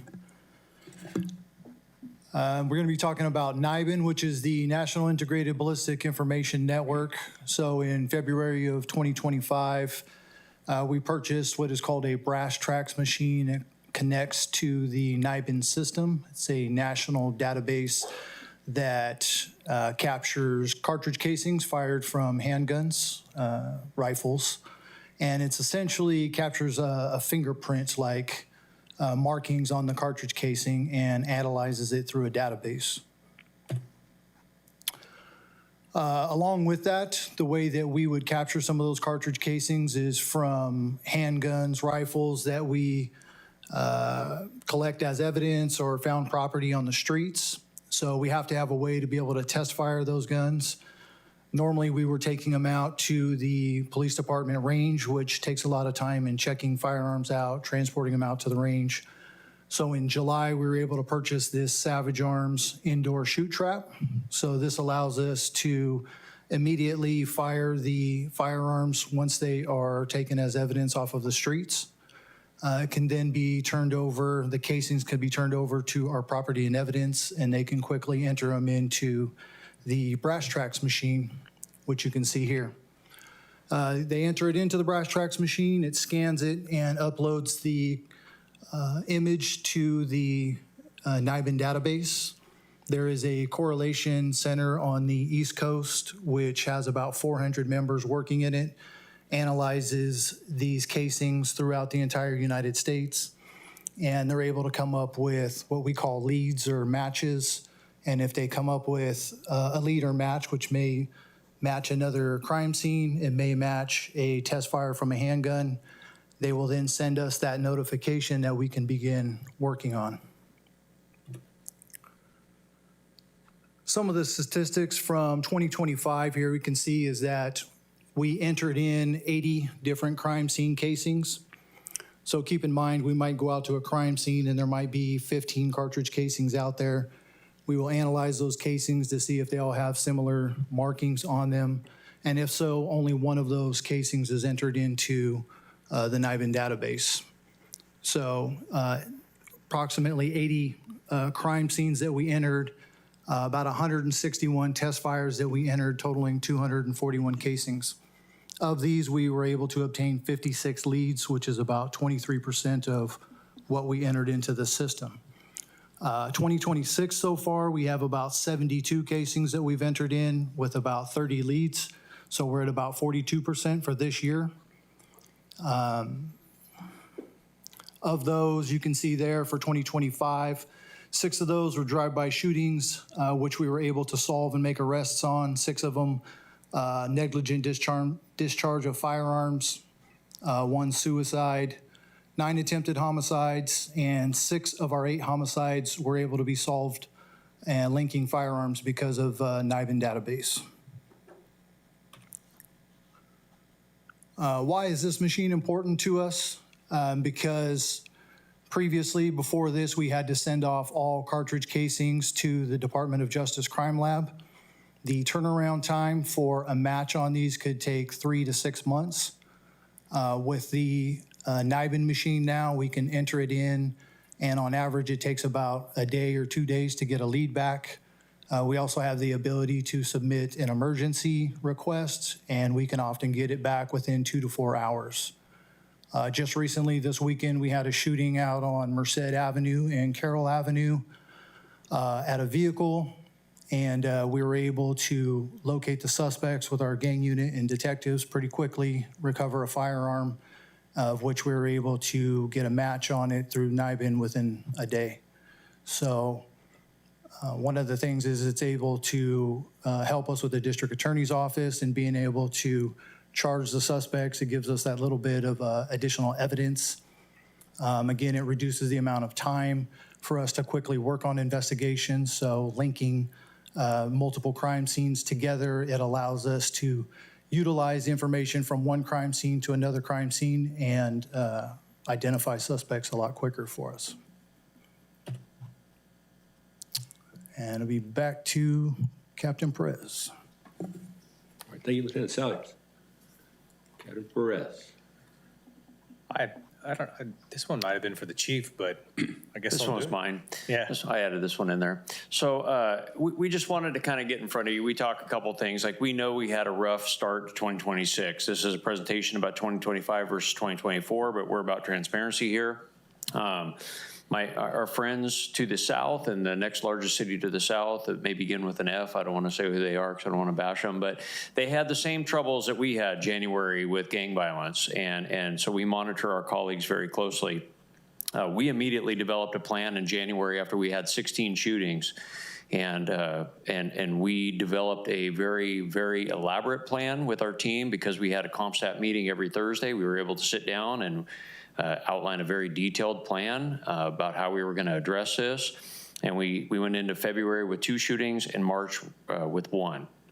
So the other city announced today that they're going to be doing very similar thing to what we're doing. And I'm like, well, I'm glad we did it January, early February. We didn't wait. We don't need to wait for 3 months of data because we're constantly scrubbing this data every week.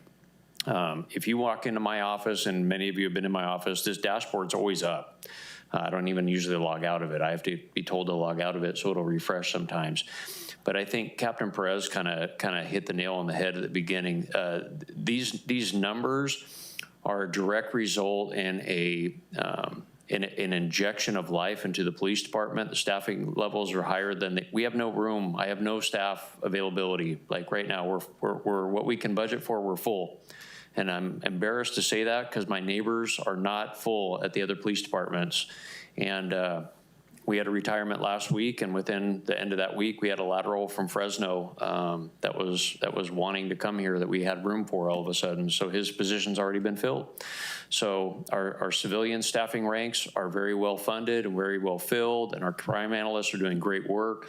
This is a combination of everybody at the police department understanding what the goals are, understanding the support that this council and this community gives them, and understanding the mission, which is to improve the quality of life for all citizens of Merced. That is our simple mission. We did not overcomplicate it. It is to improve the quality of life. And so everybody works toward that same goal. And I think that we're seeing some great results. And I couldn't be more proud of the team. It makes being their chief very easy because there's very little I have to do every day. They run the department.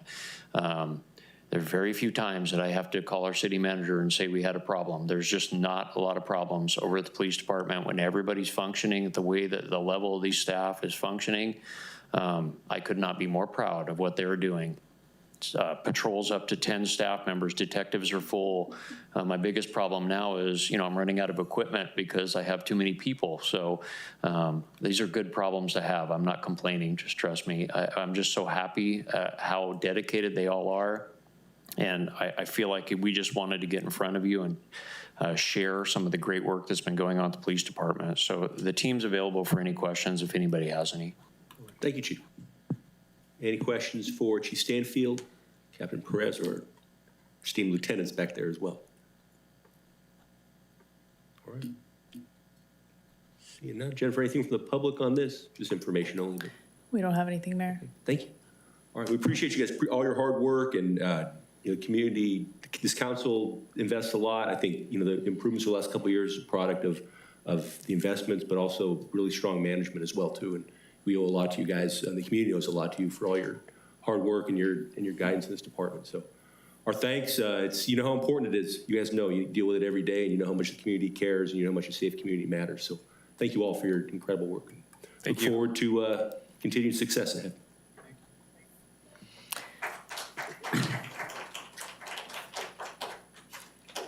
Okay, agenda item M, business. M1, appointment to the Citizen Stipend Setting Commission to fill the District 3 vacancy.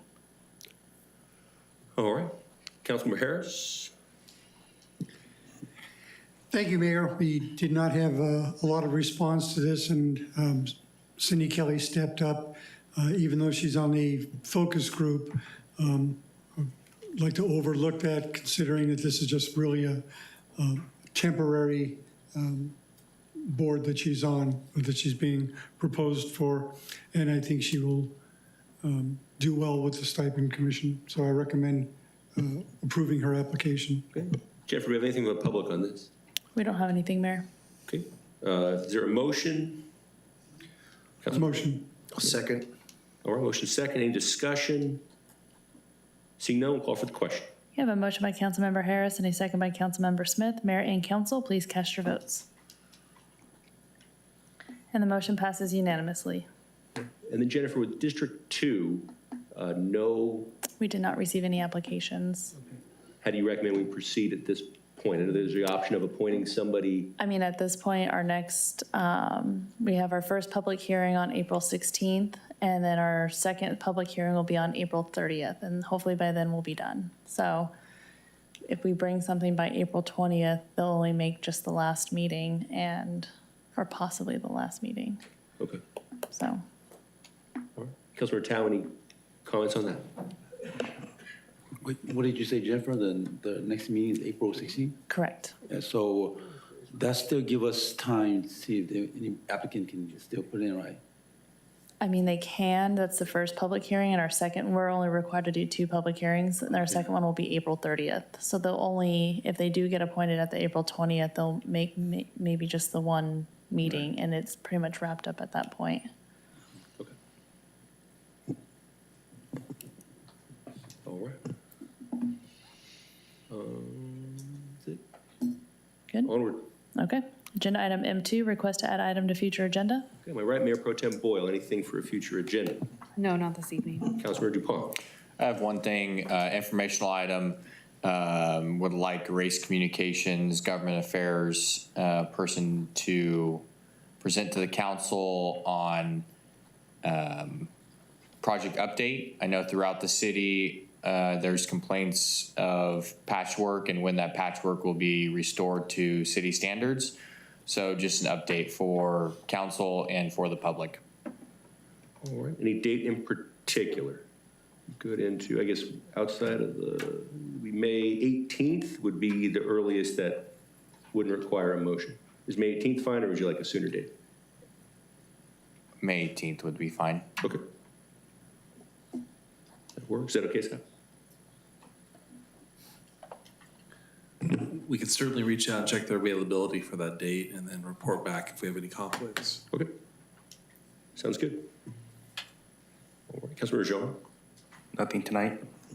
Councilmember Harris. Nothing, thank you. Councilmember Smith. Nothing for me. Councilmember Tao. Nothing. All right. Nothing from me either. Okay, agenda item M3, city council comments. Start on my left now. Councilmember Tao. Any comments from you, sir? Yeah, I attend the Merced Horizon ribbon cutting with some of my colleagues here and staff here, so it was a successful ceremony, and I think that place is awesome.